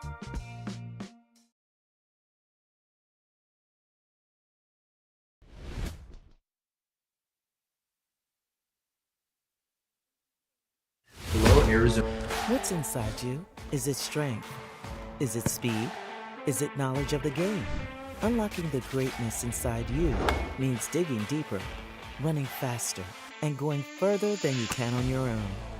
Banner Sports Medicine High Performance Center trains the athlete in all of us with technology, techniques, and hands-on experience customized to you. See what you're capable of by unlocking the greatness inside of you. Hey listeners, it's Vince from the Varsity Sports Show. Tune in this Saturday morning from 8 to 10. Austin Hopolo will be sitting in the big chair for me in studio this week while I report from the Hawaiian island of Kauai, where I'm broadcasting Buckeye High's season opener. A full slate of content, Game 1 post-game reports from your favorite coaches and our incredible team. Beachin' with Beal might even stop by to give me some surf tips. Start your weekend off with a smile with the Varsity Sports Show, Saturday morning from 8 to 10 on AM 1060 KDUS, Arizona. My name is Kyle Krikorian, and I'm a sophomore studying journalism at the Walter Cronkite School of Journalism and Mass Communication. I am thrilled to join the Varsity Media Foundation as a technical director following Horizon High School football this fall. You can find me on Twitter and Instagram at Kyle Krikorian.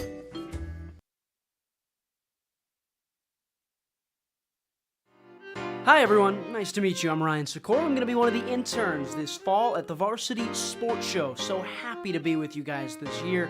I've loved sports for as long as I can remember, and I cannot wait to be with you guys on Thursday, Friday, and even some Saturdays all this year. Hi everyone, my name is Jackson Webster, and I'm a senior at Arizona State University's Walter Cronkite School of Journalism and Mass Communication. This semester, I will be joining Varsity Sports Show as a social media manager. I'm excited to promote and make engaging and informative content this semester.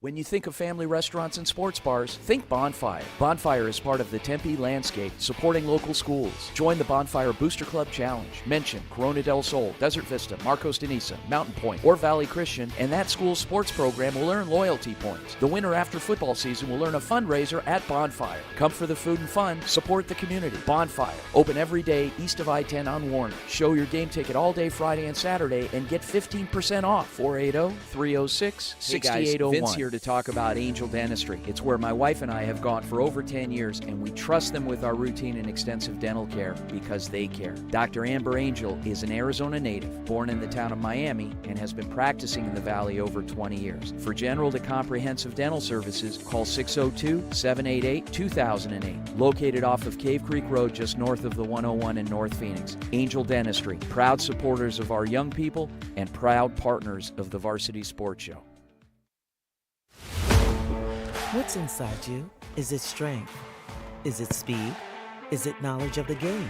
Unlocking the greatness inside you means digging deeper, running faster, and going further than you can on your own. Banner Sports Medicine High Performance Center trains the athlete in all of us with technology, techniques, and hands-on experience customized to you. See what you're capable of by unlocking the greatness inside of you. Hi everyone, nice to meet you. I'm Ryan Sikora. I'm going to be one of the interns this fall at the Varsity Sports Show. So happy to be with you guys this year. I've loved sports for as long as I can remember, and I cannot wait to be with you guys on Thursday, Friday, and even some Saturdays all this year. What's inside you? Unlocking the greatness inside you means digging deeper and going further than you can on your own. Banner Sports Medicine High Performance Center uses the latest technologies to train the athlete in all of us. Unlock the greatness inside of you.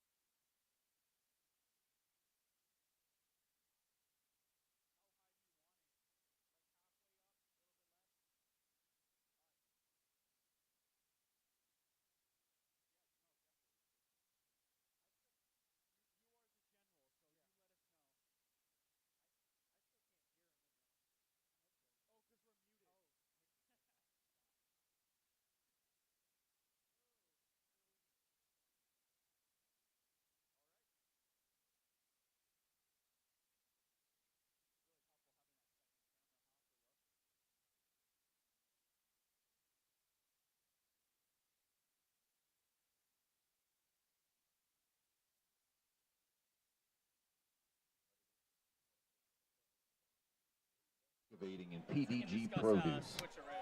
Days Excavating, serving. Welcome back to Walden Grove High School in Sahuarita, Arizona. The Arcadia Titans, the Walden Grove Red Wolves. Arcadia ahead 28-16. Michael Manning and Connor Manning.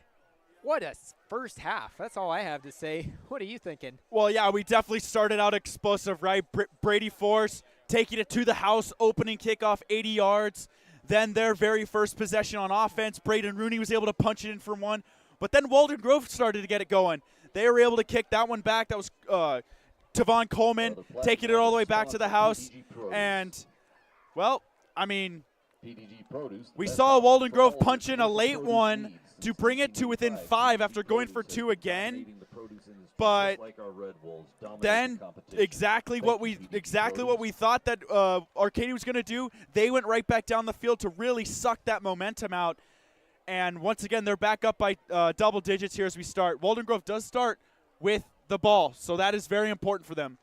And that's a positive indeed. They were able to move down the field on that last possession of the first half, but once again, got close, got towards the red zone, but wasn't able to finish. Yeah, well, and as we've seen, right, it's a two-possession game. Those two possessions that they weren't able to score have really proven to be costly. And we kind of had an idea that there was going to be some explosive fireworks. We were talking with the Arcadia athletic director earlier. He was anticipating it. We saw last week Walden Grove's defense giving up 38 points. Like, we knew that the offenses could score, but we also knew that the defenses were going to be struggling a little bit.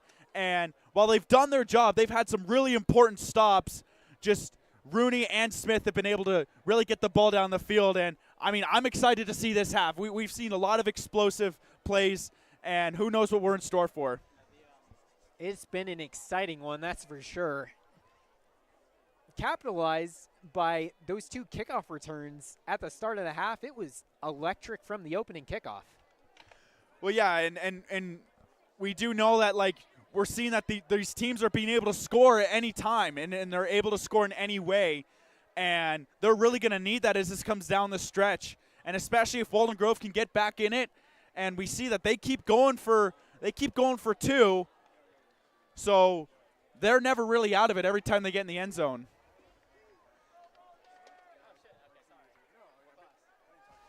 Arcadia's Walden Grove's special teams unit already on the field here. As now Arcadia's jogs on. Javon Coleman going to be one of the men back for the Red Wolves.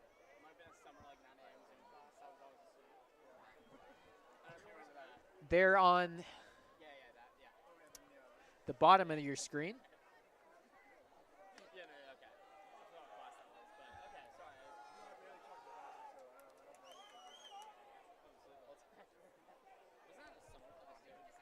Trying to see who that is on the far sideline. Number's a little hard to see.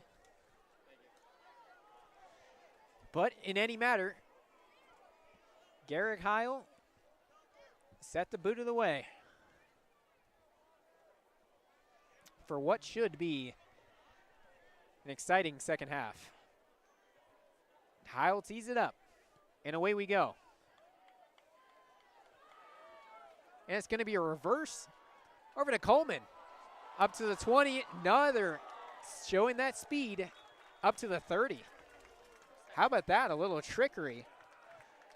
Number 18, trying to change it up, trying to definitely catch Arcadia off guard.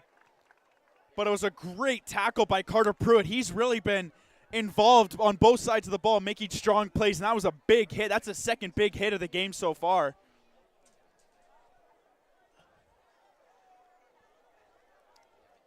So they'll start the half on offense straight at the 30.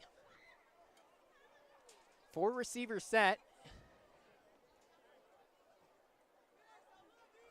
1 back directly behind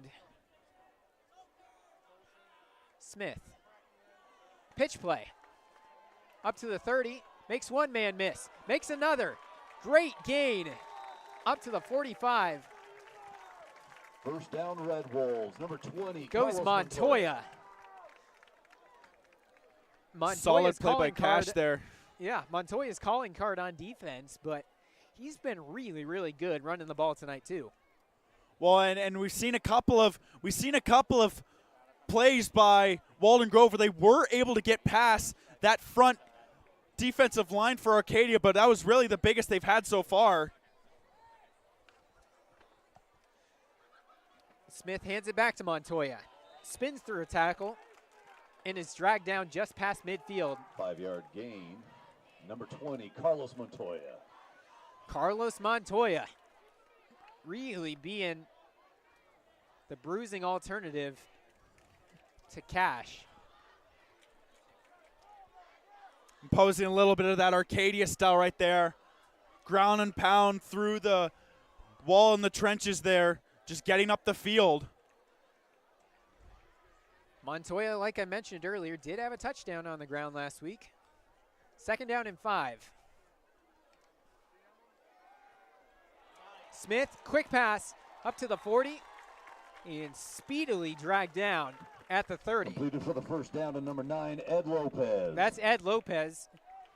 Lopez made that really acrobatic grab at the end of the first half, picking up right where he left off.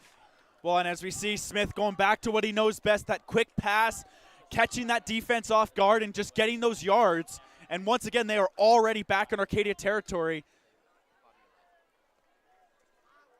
Moves the chains. 1st down and 10. Just over 10 minutes to go. 28-16. Man goes in motion. Play action fake. It's going to be a read option. Smith keeps it himself. To the 20. Cuts back. Going to be dragged down just past the 5-yard line. Quarterback carry for the first down. Gabe Smith, number 7. Great read by Smith there. Great tackle by Logan Connolly by the Titans. The junior safety able to get back there and catch Smith. But that was a great read option, and he just found daylight. And another big running play by this offense.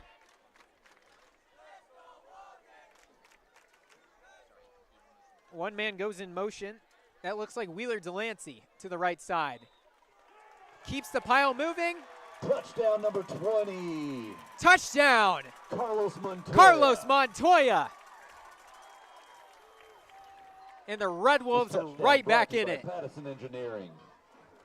Patterson Engineering is the largest local geotechnical firm in Tucson. And how about that? On your next project, providing top-of-the-line engineering advice while delivering a local touch.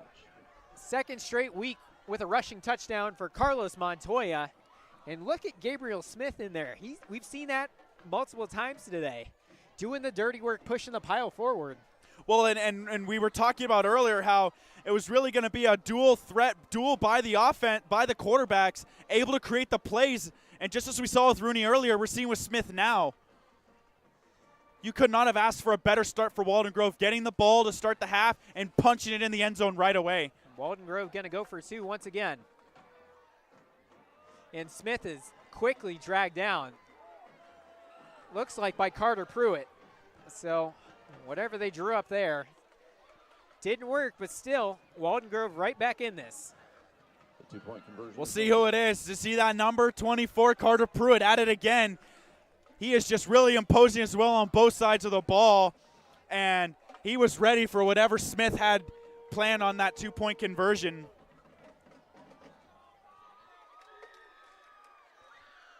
And so if you're Walden Grove, that's the perfect response.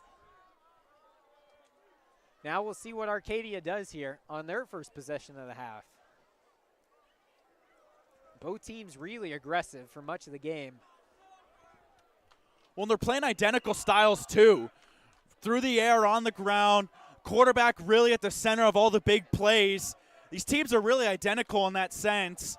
And I mean, we were talking about at the break how it really could be a high-scoring affair.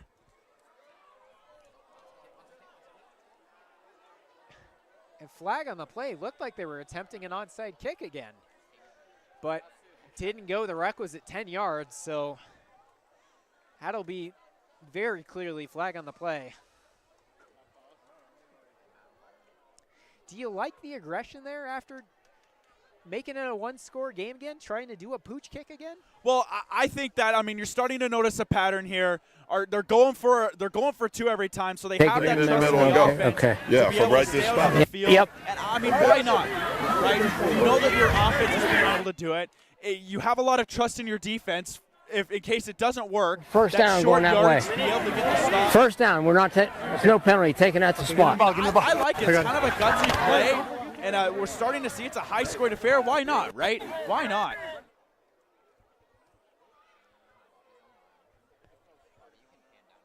So this time, 4 wide receivers, 2 to each side. 1 back set. Carraz is going to move back in coverage for Walden Grove. Rooney steps up in the pocket, just dumps off to his receiver, incomplete. Well, looks like he was able to escape danger, but I think he lost his footing, tripped up somewhere, wasn't able to get the pass that he wanted. Wasn't able to see who that was over on the left side, but pass went at his feet, incomplete. 2nd and 10. The Avengers theme being played by the Walden Grove Band. The Titans looking to do something heroic of their own here. Handoff goes to Forrest. Great gain, powers through. Past the 40 and to about the 37. Spotted at the 36. Tackled by number 73, Noah Rodriguez. Noah Rodriguez on the tackle. Alaska bitten. 3rd down and a short 2.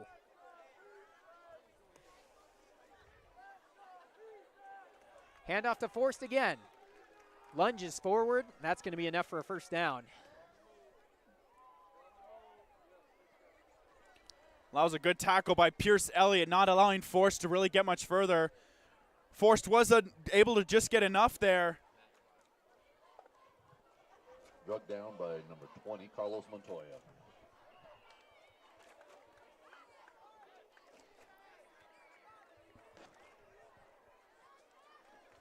This time 2 wide receivers. Lined up in the eye.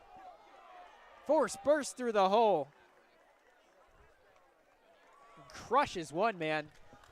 Up to Brought down by number 6, Buddy 25. Davis. Buddy Davis on the tackle. Forrest just has such explosiveness that he's able to get through those holes so quickly. Well, I think we should start calling him Mr. Reliable, because every time he's touching the ball, he's getting those yards. He's getting 4, 5, 6 yards, getting those 1st downs, really help extending the drives to then help lead Rooney to be able to make plays. 2 wide receivers right, 1 to the left at the top half of your screen. That'll be a false start. Looks like Ian Slater moved too early. False start on the Titans. Well, we talk about those momentum-killing penalties.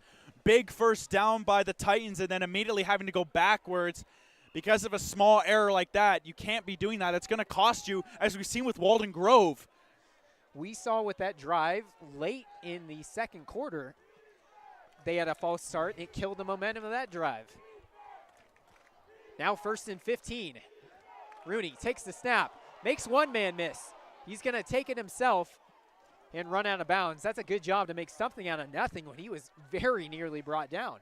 Yeah, that was easily looking like a 5-6 yard sack. By number 99, that was Pierce Elliott. He just burst right through that offensive line. He really had no chance to get out of it, but was able to find something out of nothing. And at least they could work with something a little bit better now.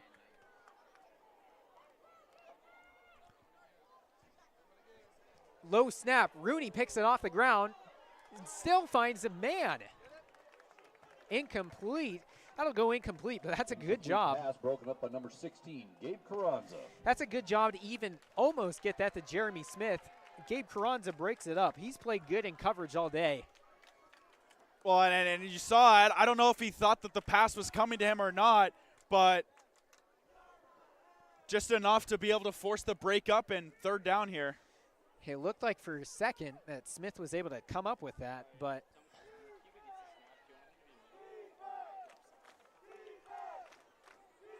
wasn't able to bring it down. That's going to bring up 3rd and long.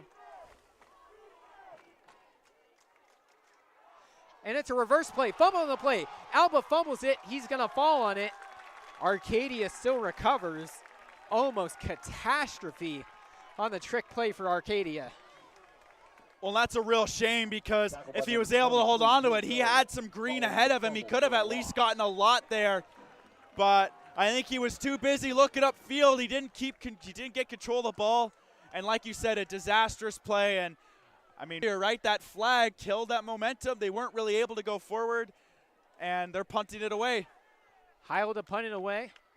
Good snap this time, and a pretty good boot too. Fair catch is called for. And down. right at about the 10. Coleman had a little trouble coming down with that one, but still able to. First down, Red Wolves. Well, this is exactly what you wanted if you're the Red Wolves. You wanted to get that stop, and all of a sudden, down one possession, Smith back on the field. This offense really has had their way with the Arcadia defense. They have a long way to go, but they're starting to really feel that confidence. That they are. Smith, screen pass. Makes one man miss. That was Delancey. To number 10, Wheeler Delancey. Wheeler Delancey been very, very solid as a slot man tonight. Showed it again there. He's been a reliable receiver. He's caught a few passes now from Smith, able to get up the field. And just like Forrest was on the ground for Arcadia, he's been Mr. Reliable through the air for Smith. And he's really turning into that number one option for him. Smith gonna take this one. Looks like the pistol formation. Play action fake. Has one man caught. Pass complete for a first As down. that's to Ed number 9, Lopez. Ed Lopez. The ball looked like it was batted at the line a little bit, but This first down is brought Gabe to you still by got enough Trent on Shore that Rentals. to get to Shore Rentals, a leading Tucson shoring equipment and rental over to Ed. community company, offering quality. Well, you're absolutely right. One of the Arcadia players looked like he got the height to be able to block it down, but just over his head. First down and 10. Handoff. Cuts it to the right for a decent gain. He'll bring up second down.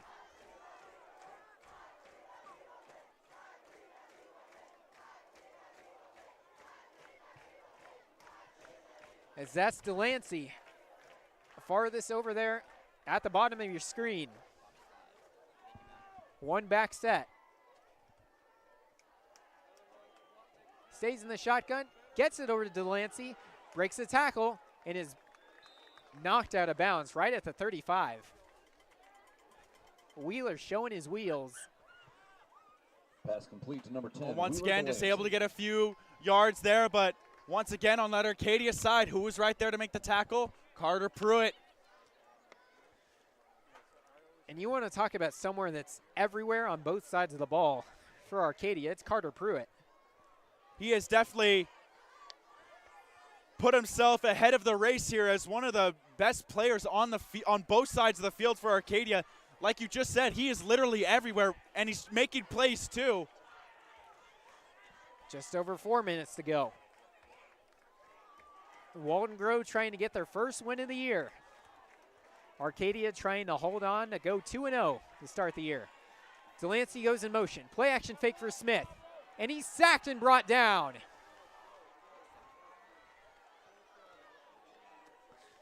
A whole host of Titans in there.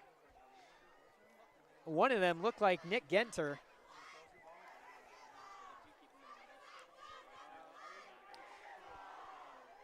As well as Kari Beeler.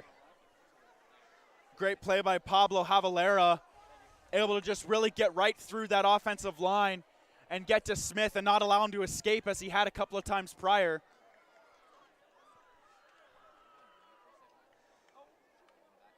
And it's a muff snap. Smith didn't have time to get it off, and he's just going to be brought down, not able to get the punt off. So Arcadia will take over in the red zone. Well, and that is disastrous for Walden Grove. They tried to get it out of danger. That was Smith back there. I don't know if he was playing punter or if he was maybe trying to fake play.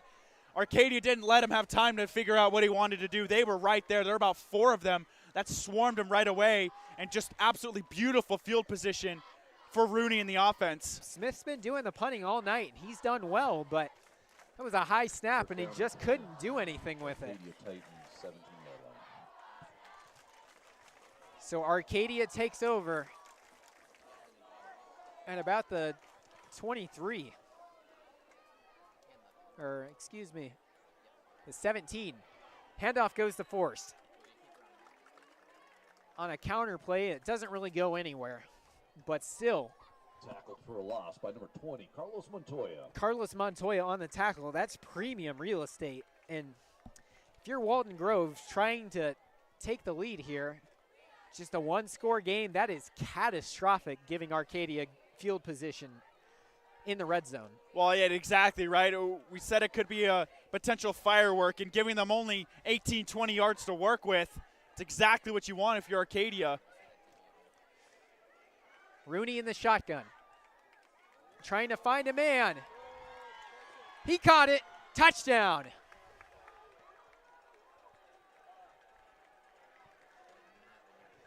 As that's Carter Pruitt.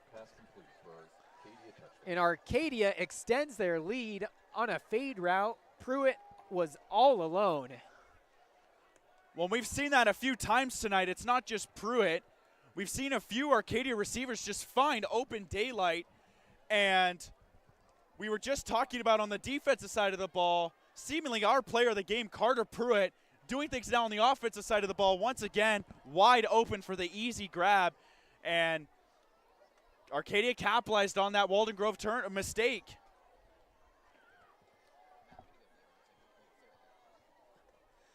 Snap, spot, ball down, kick on the way, and it is blocked.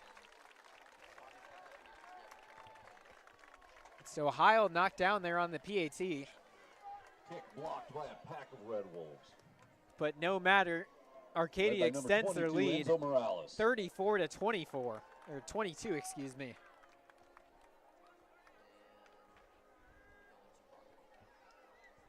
Now, what do you need to do to rebound if you're the Red Wolves? That can be tough mentally, knowing you made a mistake there on special teams, giving them that premium real estate.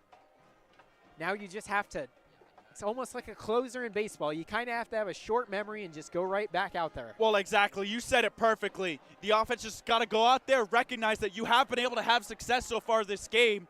Remember that, and just try and get down the field as quick as possible. Obviously, if you can get a touchdown right before the end of the quarter here, that'll be perfect, just like they did in the second quarter. They got that touchdown right away, and the offense knows they can do it. They just have to be able to, like you said, just forget what happened, move on to the next drive, and work from there. So 34 to 22. Let's see how the Red Wolves respond.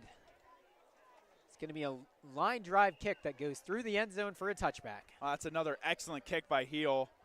And that's the second or third kick this game that no chance for Walden Grove to return it back. First down on the 20-yard especially in a game where you never know where the return, how far it's going to go. Getting those touchbacks is really ideal. Walden Grove football, providing you with the best equipment on the field. The job site. So with 2:41 to go, contact them for your next. We'll see what Gabe and company have in store. Gabriel Smith has played excellent. The problem's just been finishing drives. Smith in the shotgun. Gonna roll out. Had Pruitt on him. Ball goes incomplete. Carter Pruitt in his face as you see him help him up there. There's your man again. Carter Pruitt on the pressure. Well, it just seems wherever the football is, he's going to be. Whether he's trying to take it away from the offense or whether he's helping Rooney by catching those passes, he is just a constant threat out there.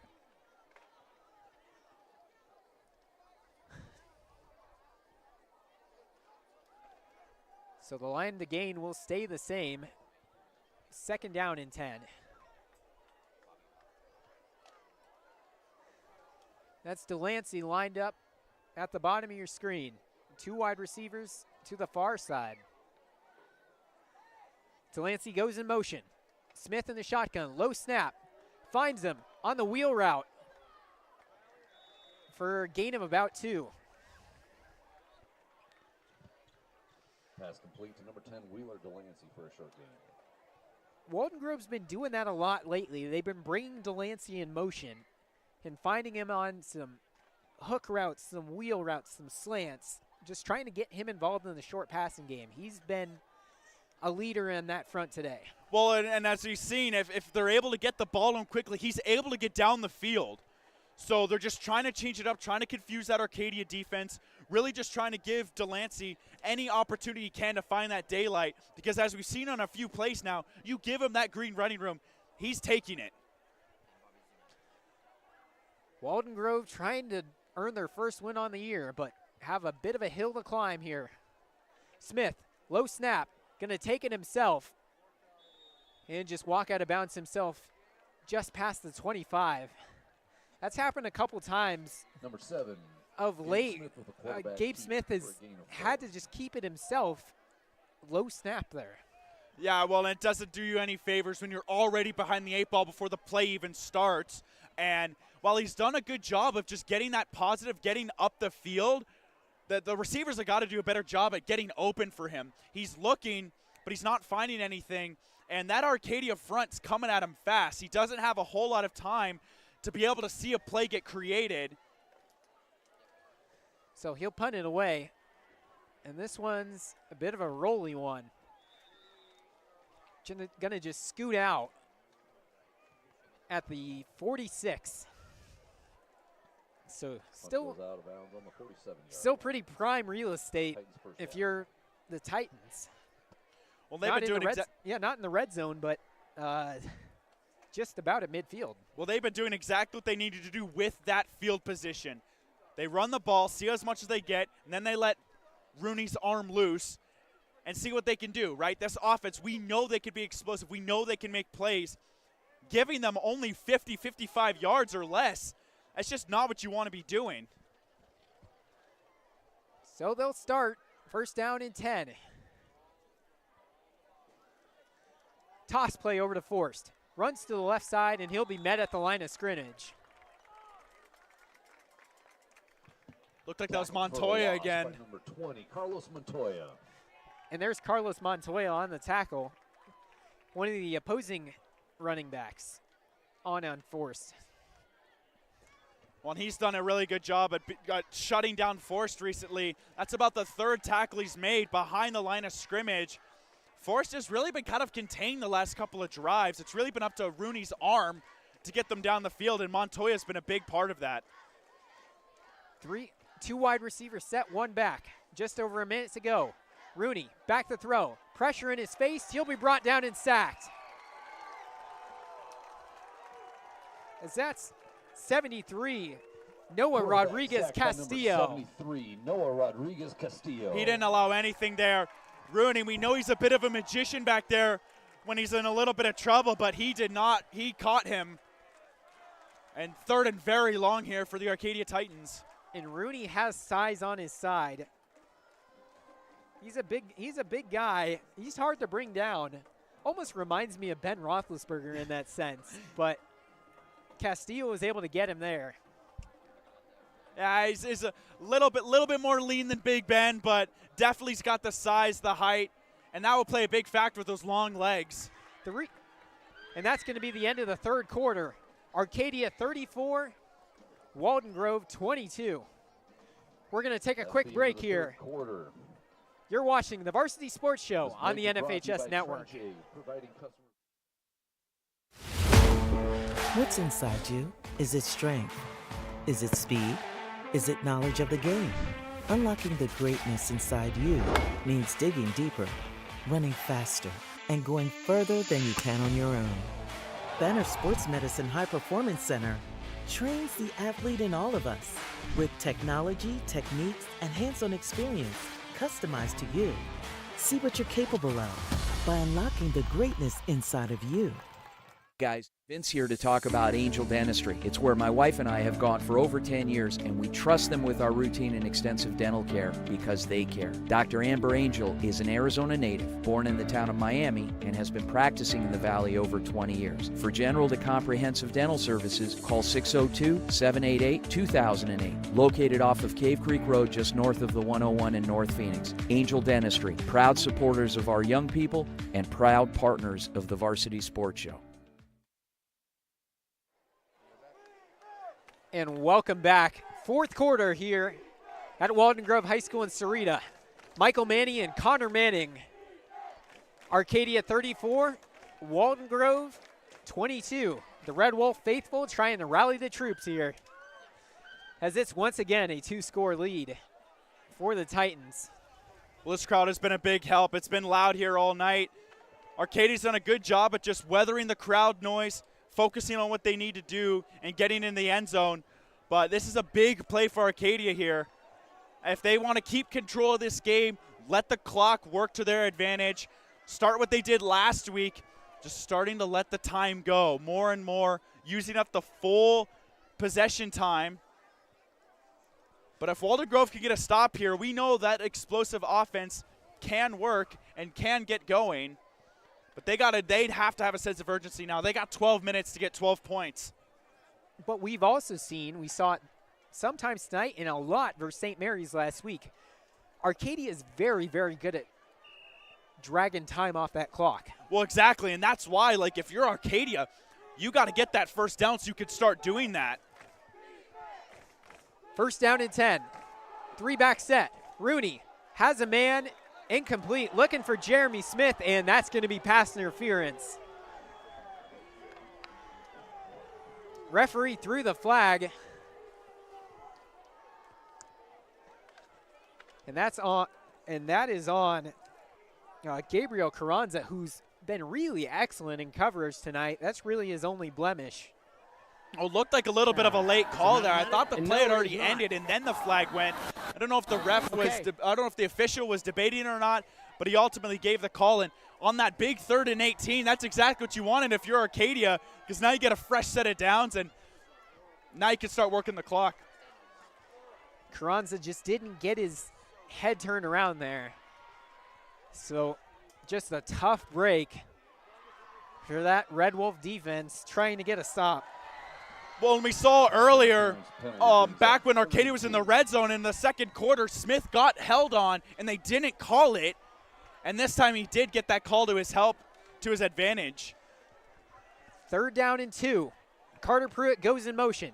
Handoff goes to Forrest. Squirms through one tackle. We'll see if they give it to him.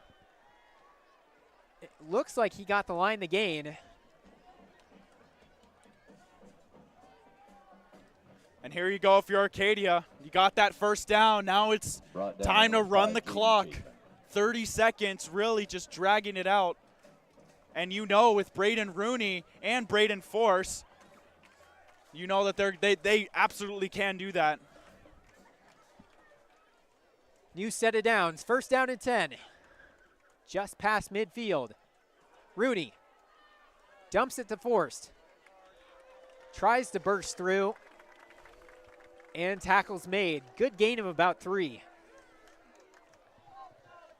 Brings up 2nd and 7. 73, Noah Rodriguez-Castillo. Noah Rodriguez-Castillo, who just had that sack earlier on the tackle. If you're just joining us, 34-22 the score, Arcadia in the league. It was a shootout in the opening quarter. Back-to-back kickoff returns for touchdowns. Every time Walden Grove's been able to get it to one-score leads, Arcadia's always responded. They're trying to put this one away here.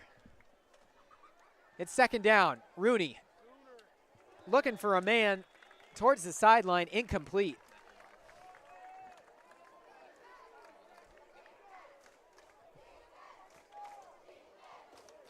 Looked like that was Slater, the intended target.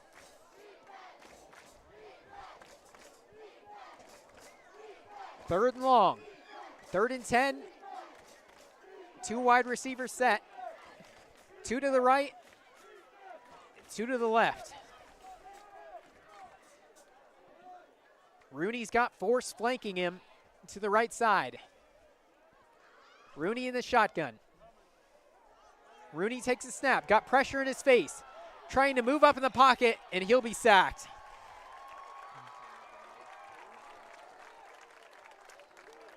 Carlos Montoya, one of the men in there on the sack. Also Pierce Elliott as well with the assist. Once again, we saw Braylon Rooney trying to be that magician, trying to get out of danger. But Walden Grove did an excellent job of wrapping him up and not allowing him to really get to where he wanted to go. And, I mean, another good stop by Walden Grove. Their offense is back out there. They keep getting these chances. And so Walden Grove will have a chance to make something happen here. Clock ticking. Under 10 minutes to go. Good snap for Heil. Nearly blocked, but got it off. Our rolling punt takes a Walden Grove bounce. And we'll see where they spot it. But that rolled towards the other direction. First down, Red Wolves. This first down brought to you by Southern Arizona Cleaning and Supply. Since 1987, offering cleaning services that are second to none, providing a wide variety of cleaning supplies and services. 9:40 to go. Cannot be beat.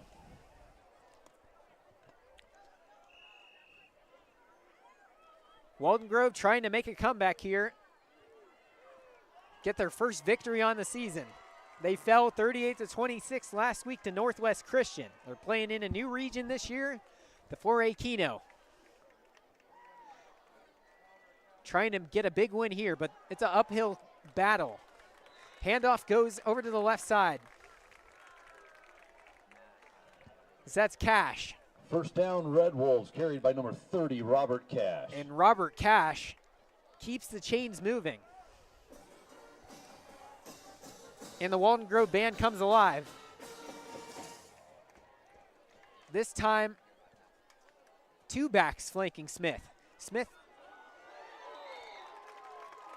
kind of handed off, looked like for a second a read option, but gave it to Montoya. First down, and Red another Wolves, first down. Number 20, Carlos Montoya. Back-to-back first downs. Good rush by two big running backs that are able to bruise through the defense. And exactly what you wanted by Walden Grove. Once again, getting up the field quickly in a short amount of time, and you have a lot to work with. They're located at 2908 South 4th Avenue, Tucson. Counter play goes over to the left. Number 30, to Robert Cash, and he stopped for a loss. Looked like Jacob Tekempe there with the open field tackle, really just stuffing any chance for Cash to get up the field. There's been a heavy dose of the running game for Walden Grove. The only problem is that keeps bleeding time off the clock. Well, and exactly, and it definitely doesn't help when you're trying to use the running game because you've seen some success, but then that Arcadia defensive line just stops you immediately. 34-22. Three wide receiver set. Smith. Play action fake. Attempted one-handed grab over on the far side. Incomplete. Incomplete, intended for number 9, Ed Lopez. Ed Lopez tried to come down with that with one hand, but unable to do so. Well, and once again, that's another pass by Smith where the receiver had daylight in front of him, just couldn't come up with a grab. That was an important catch, and it's now 3rd and long once again. And if you're Smith, you're starting to wonder, who could I throw it to? Who's going to be able to catch it for me? You haven't really been having a whole lot of options, just having available open receivers, but when you do, they're not making the grabs. This time they go 3 wide receivers. Javon Coleman split out wide to the right side. And Smith is looking for Coleman. He's got it! Javon Coleman, basket catch. Looking like Willie Mays out there. Number 18, Javon Coleman. And Coleman's going to be spotted inside the 5-yard line. Well, just like that, I was proven wrong, right? We've seen recently that the passing game hasn't been what they've wanted, and just like that, a huge play. Big ups by the Arcadia defense to get the stop, but once again, Coleman with another huge grab inside the 5, and they're cooking now. Smith put it where only Coleman could get it. Perfect touch pass. High snap. Smith's going to keep it himself. And will have to just get what he can. Got maybe one on the play. It was a bad snap. Luckily, he was able to keep it. Short pickup on the quarterback, keep at number 7, Gabe Smith. That's going to bring up 2nd down at the 1. Jumbo formation. Handoff up the gut. Smith trying to push the pile, but he.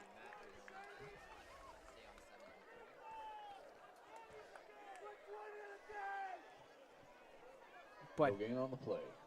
3rd down. No gain on the play. It'll bring up 3rd down. I couldn't see exactly what it was. That very well could have been Carter Pruitt again, or possibly Lucas Lee, stopping Cash where he stood, not letting him able to get any further. And just like that, it's 3rd and goal.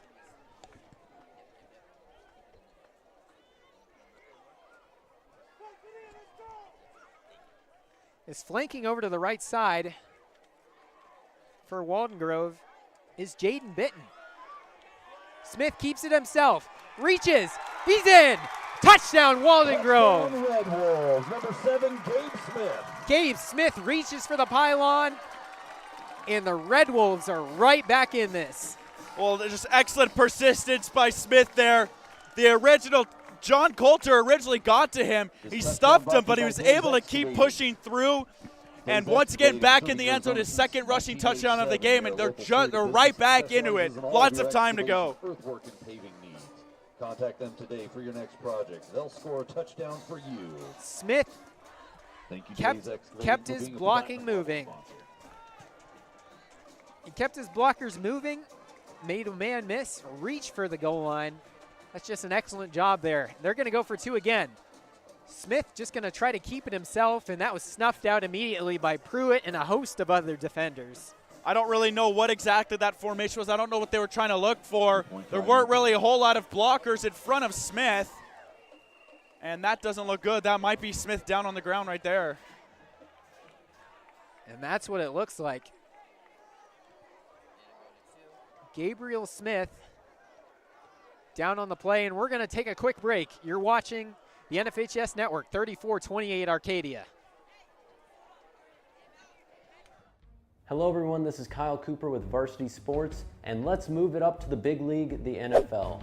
First, let's take it to the podium with Josh Dobbs. Having just been here a few weeks, is Dobbs ready to start for the Cardinals? Can he beat out rookie Clayton Tune for the starting job? Can he lead the team to wins with this tough opening schedule? Is Dobbs a proven winner in the league? Without any hair, will he be able to survive the desert sun?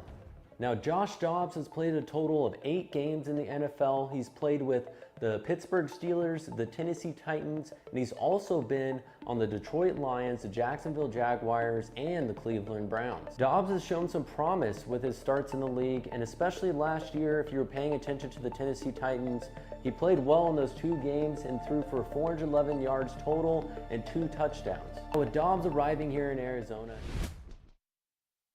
Back to Sahuarita, Arizona, Walden Grove High School, 34-28 Arcadia.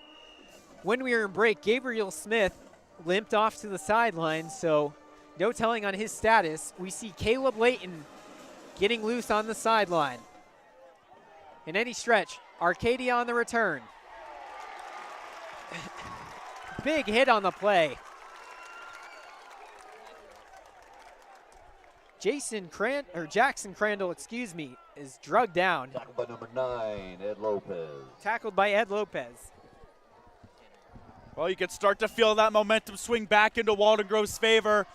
It's up to that Arcadia offense doing what they did best last week. They were able to kill a lot of clock, and it's going to be really important now. They were up by a few touchdowns last week, but now it's a 1-score game, 6 minutes to go. It's crunch time. 34-28. Can Arcadia hold on? Play action fake. Looking for Coulter. Passing complete. Or excuse me, Slater. Incomplete. Gabriel Smith looking like for Ian Slater there. Just out of the outstretched hand. Meanwhile, Caleb Layton still warming up. The backup quarterback on the sideline for Walden Grove. We see Smith still has his helmet, so they haven't ruled him out yet here. Handoff goes to Pruitt. Pruitt looking for space. Rips through a tackle. Brought down at about the 34. Well, once again, there's the man of the hour, Carter Pruitt. Now he's running the ball, able to pick up a few yards there, and sets him up with something a little bit more manageable here at 3rd and 8. Now they go to 4 wide receivers. One back flanking him to the left side.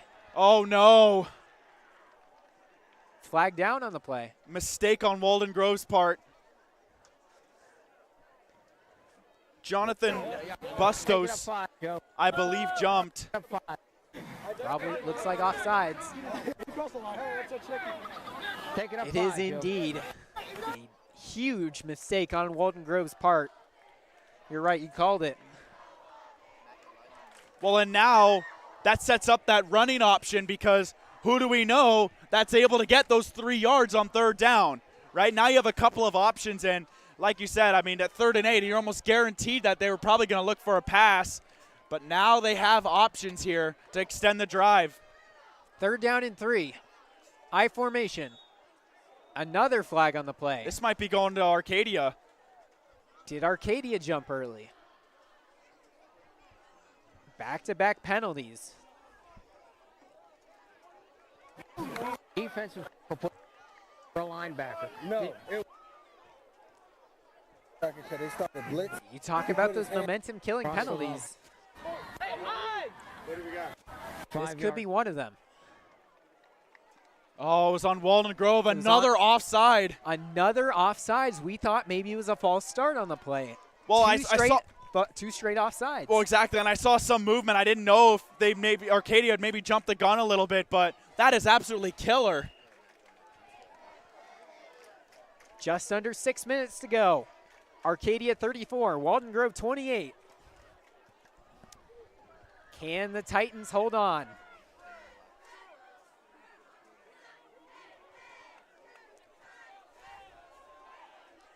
Alex Alba closest to the bottom of the screen. Handoff goes to Forrest. Short gain, tackled by a pack of Red Wolves.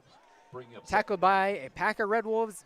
Gets up not quite to the 40, to about the 39. And now this just becomes a clock management game now if you're Arcadia. Well, exactly, and Walden Grove was doing your dirty work for you. You at one point were at 3rd and 8. You were most likely having to lean into a pass, and then they just gift you a 1st down. Exactly right. They can just run the clock down.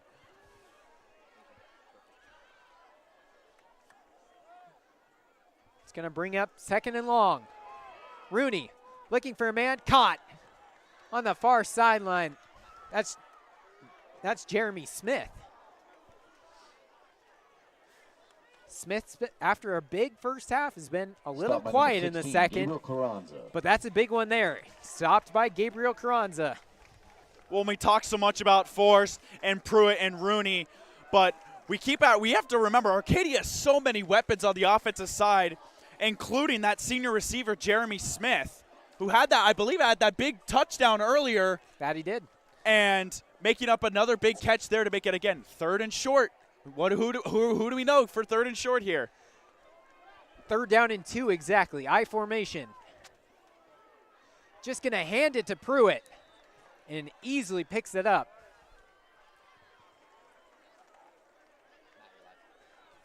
Another big play there, another clutch play by this veteran group of Titans. And excuse me, that was John Coulter in there at fullback. Coulter did say he was getting some fullback reps. And so that was him there. Well, and like you said, he was relatively untouched. He sliced right through that defensive line, just enough for that 1st down there. Once again, I formation. Just over 4 minutes to go. 2 backs. Running back and a fullback, 2 wide receivers. Walden Grove selling out for the run. Arcadia just trying to bleed that clock. Handoff to Forrest and tackled in the backfield. That was a great play by Montoya. You could see it right when the snap, but kind of looking like Luke Kuechly, just jumping right through the offensive line. He knew it was going to happen right away, and that was a big tackle for loss. Tackled for loss by number 20, Carlos Montoya. Carlos Montoya, kind of like Carter Pruitt, everywhere. Oh, exactly. And if there's one player for Walden Grove that's been consistently involved in the big plays, you're right, it is Montoya. He's really given the Red Wolves a chance here, but the time does keep moving. We're down to 3:10. Like, it's exactly what Arcadia wants. 34-28, Arcadia trying to hold on. Flag down on the play. If this is on Walden Grove, this is killer.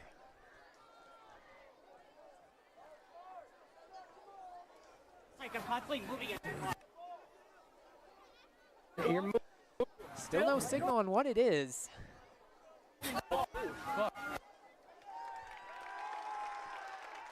It's on Arcadia.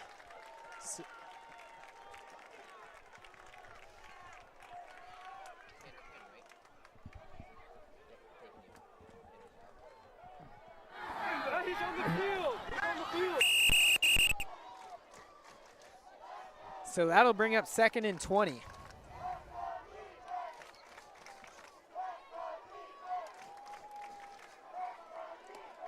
Clock's still running here. Interestingly enough, at this venture, Walden Grove hasn't used their timeout yet. Clock's still running. 2nd and 20. Rooney gonna go back to pass. There's Jeremy Smith. Brought down on the play by 2 defenders. Just on a swing pass there, on a screen-looking dump-off in the flat. By number 22, Enzo Morales. Enzo Morales on the tackle. And number 20, Carlos Montoya. Montoya again as well. First time we've called Morales' name tonight. But now, just as I mentioned that, friends at the Arizona Bowl who would like to congratulate Walden Grove uses their timeouts. Well, and you were just talking about when it was finally going to happen, and they got it there. And, I mean, Arcadia, like, yeah, you obviously never want to go backwards, but at the end of the day, the clock kept running, so it wasn't the end of the world. But now that the clock stopped at 3rd and 16, now you got to wonder, okay, do I go deep here, or do you trust your defense and just run the ball and try and milk as much clock as possible? And if you're just joining us, you've missed an excellent ball game. Started off the game with quickly 3 touchdowns in the opening minutes, 2 kickoff returns for a touchdown, 1 Brady Forst for Arcadia, the other one Javon Coleman for Walden Grove. Then both offenses settled in. Much of the game, it's been a 2-score lead for Arcadia. Whenever Walden Grove drove close, Arcadia would respond right back. And just recently, Walden Grove's star quarterback, Gabriel Smith, exited the ball game with an unknown injury. He's getting worked on the sideline right now. Now Arcadia just trying to milk the clock. 3rd down and 16. Rooney in the shotgun. Steps up. Looking to find a man. Evades out of the pocket. On the run. Oh my, picked off. It's intercepted. Oh my goodness. Interception. Enzo Morales. An absolute gift has been given to Walden Grove. Enzo Morales, who was just on the tackle. Enzo Morales with the interception. It almost looks like he trapped the ball, but he was able to get low to the ground enough to keep it off of it. Wow. Well, and then Rooney, escape danger again. He was looking for something, but a major error by the junior. And Walden Grove has absolutely excellent field position. It's so much time, and they're only down by 6. A 2-point conversion or an extra point, they're winning. What a turn of events. Folks, if you know any fans of either of these teams not watching this game, give them a call, give them a text. Walden Grove in excellent field position, just over 2 minutes to go. Looking to earn their first win of the year. And they have new life.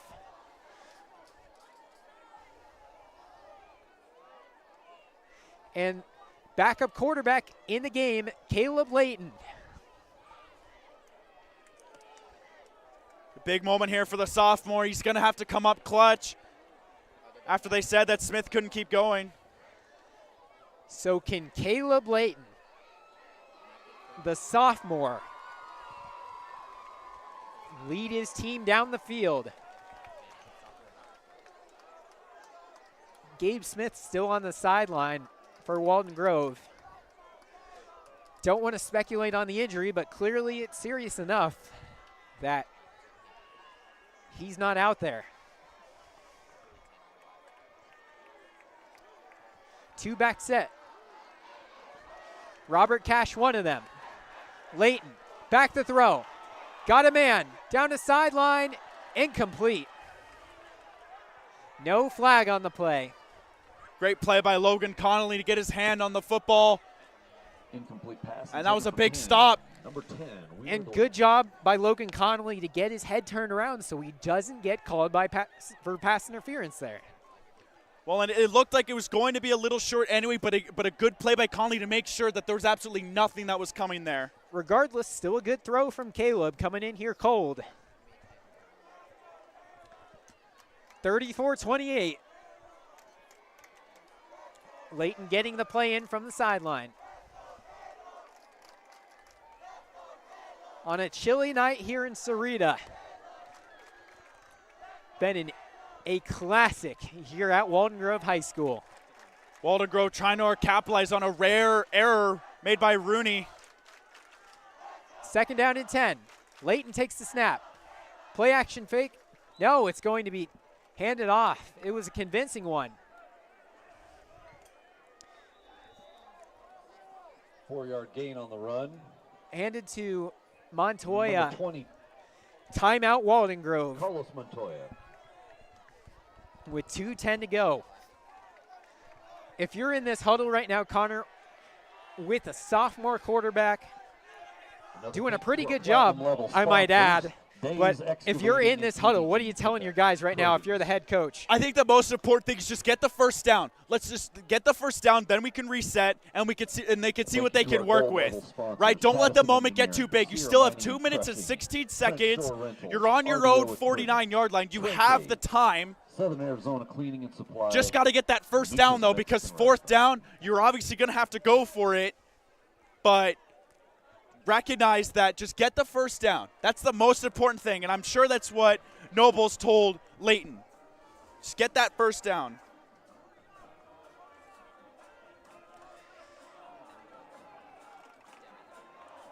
Head coach Corey Noble trying to lead his squad to a victory. The Walden Grove band comes alive. Offense led out there. Sophomore quarterback Caleb Layton. Can the backup be a hero? Just the 1-back set. It's Woods, or Cash, excuse me.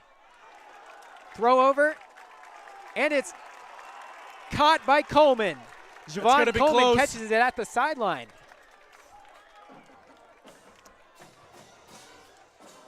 First down. Well, they gave it to him. They gave it to him. Number 18. And that's good enough for a first down. And you can't say enough about the job that Caleb Layton, coming off the bench cold, has done in the passing game. He's been sharp. Well, he's keeping it simple, just like for what Smith is doing. The wide receivers are getting open on the outside, and he's just getting the ball to them. That's Cash behind him. Layton directing traffic. 3 wide receivers bunched to the right. Layton back the throw. Looking, throwing, firing, and he's sacked. Before he could let go of the ball, he is sacked by Owen Bowers. What a hit. Bowers, the junior, making his name known. Timeout on the field. Well, that is a clutch play by Bowers. First down and 10, a big sack on Layton. And we were just talking about Layton getting into the game in this crunch time scenario. That can't be really too good for his psyche, his confidence, getting hit like that. And that was Layton's blind side, too. It's lucky he held onto the ball if you're Walden Grove. Well, yeah, absolutely. That easily could have popped out of his hands, and that could have been a potentially disastrous end for this game-winning drive here. We thought tonight was going to be a good one, and it's been every bit that and more. Can Arcadia hold on?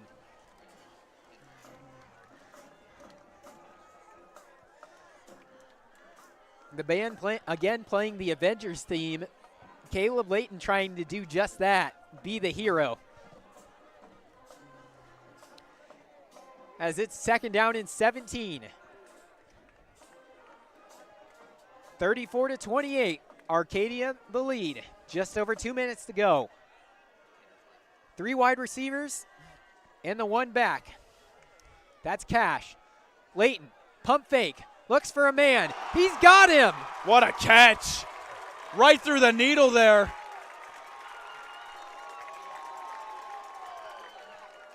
The defender holding him on the ground. Is Arcadia saying they have the football?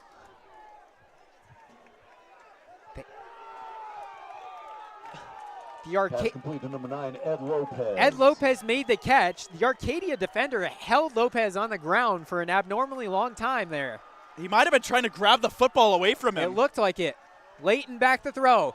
Batted up in the air. Incomplete. Almost very nearly an interception. That's a lucky break if you're Walden Grove. Just not enough there. That might have been Crandall that tried to get there for the interception, but he was just a little too far away. And a big 4th down here for the Walden Grove Red Wolves.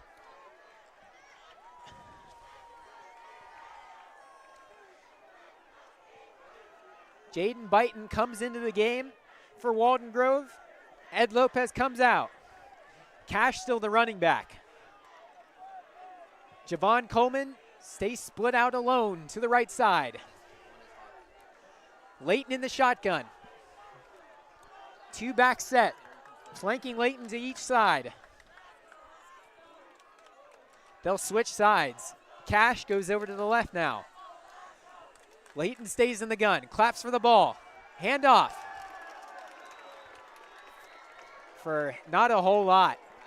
But looks like it should gain the 1st down. That was Kari Beeler. I talked to him earlier this game, or before the game. Oh, and he makes the stop, and it's turned over. He makes the stop on 4th down.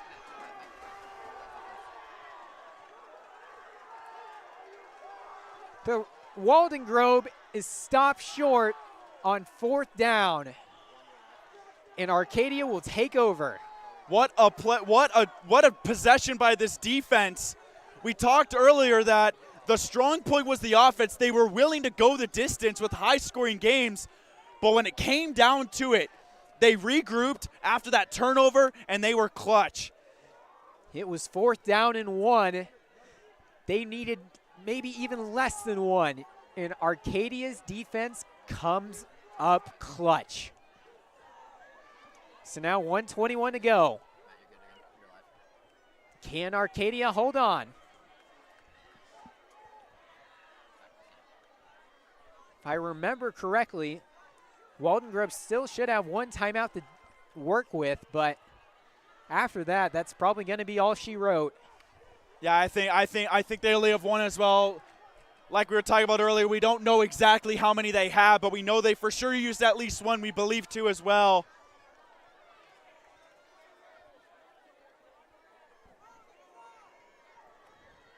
And you can feel the energy on the Walden Grove sideline just sucked out. 1 yard short as the clock ticks under a minute. Rooney under center, but it's all just a formality at this point. Well, big ups to the Arcadia Titans, making the long drive down here, starting out strong and finishing strong. The Arcadia Titans are going to move to 2-0 on this young season with 2 big wins on the road.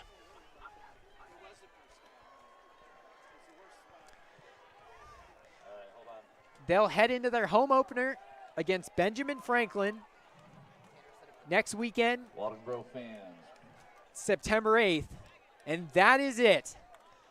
Arcadia 34, Walden Grove 28, and one of the most incredible ball games of this young season. There's no better place to celebrate than with an ice-cold beverage and the best wings and burgers in town. As the post-game handshake line comes on, what a remarkable showing. Caleb Layton, the sophomore backup quarterback, was leading the team down the field, played well. But when it came down to it, football is a game of inches, and that is exactly that. As again, Arcadia 34-28 to win.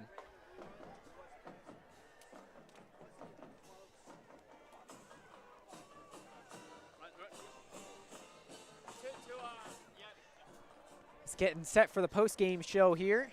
This player of the game will be interviewed.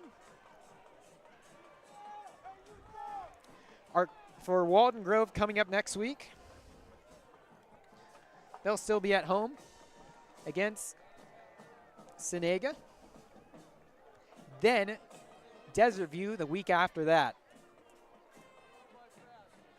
But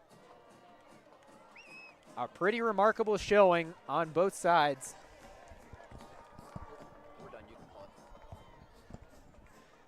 We'll head to the post-game show, but for my partner, Connor Manning, our entire team here at Walden Grove, I'm Michael Manny. So long, everybody, and we'll see you for post-game.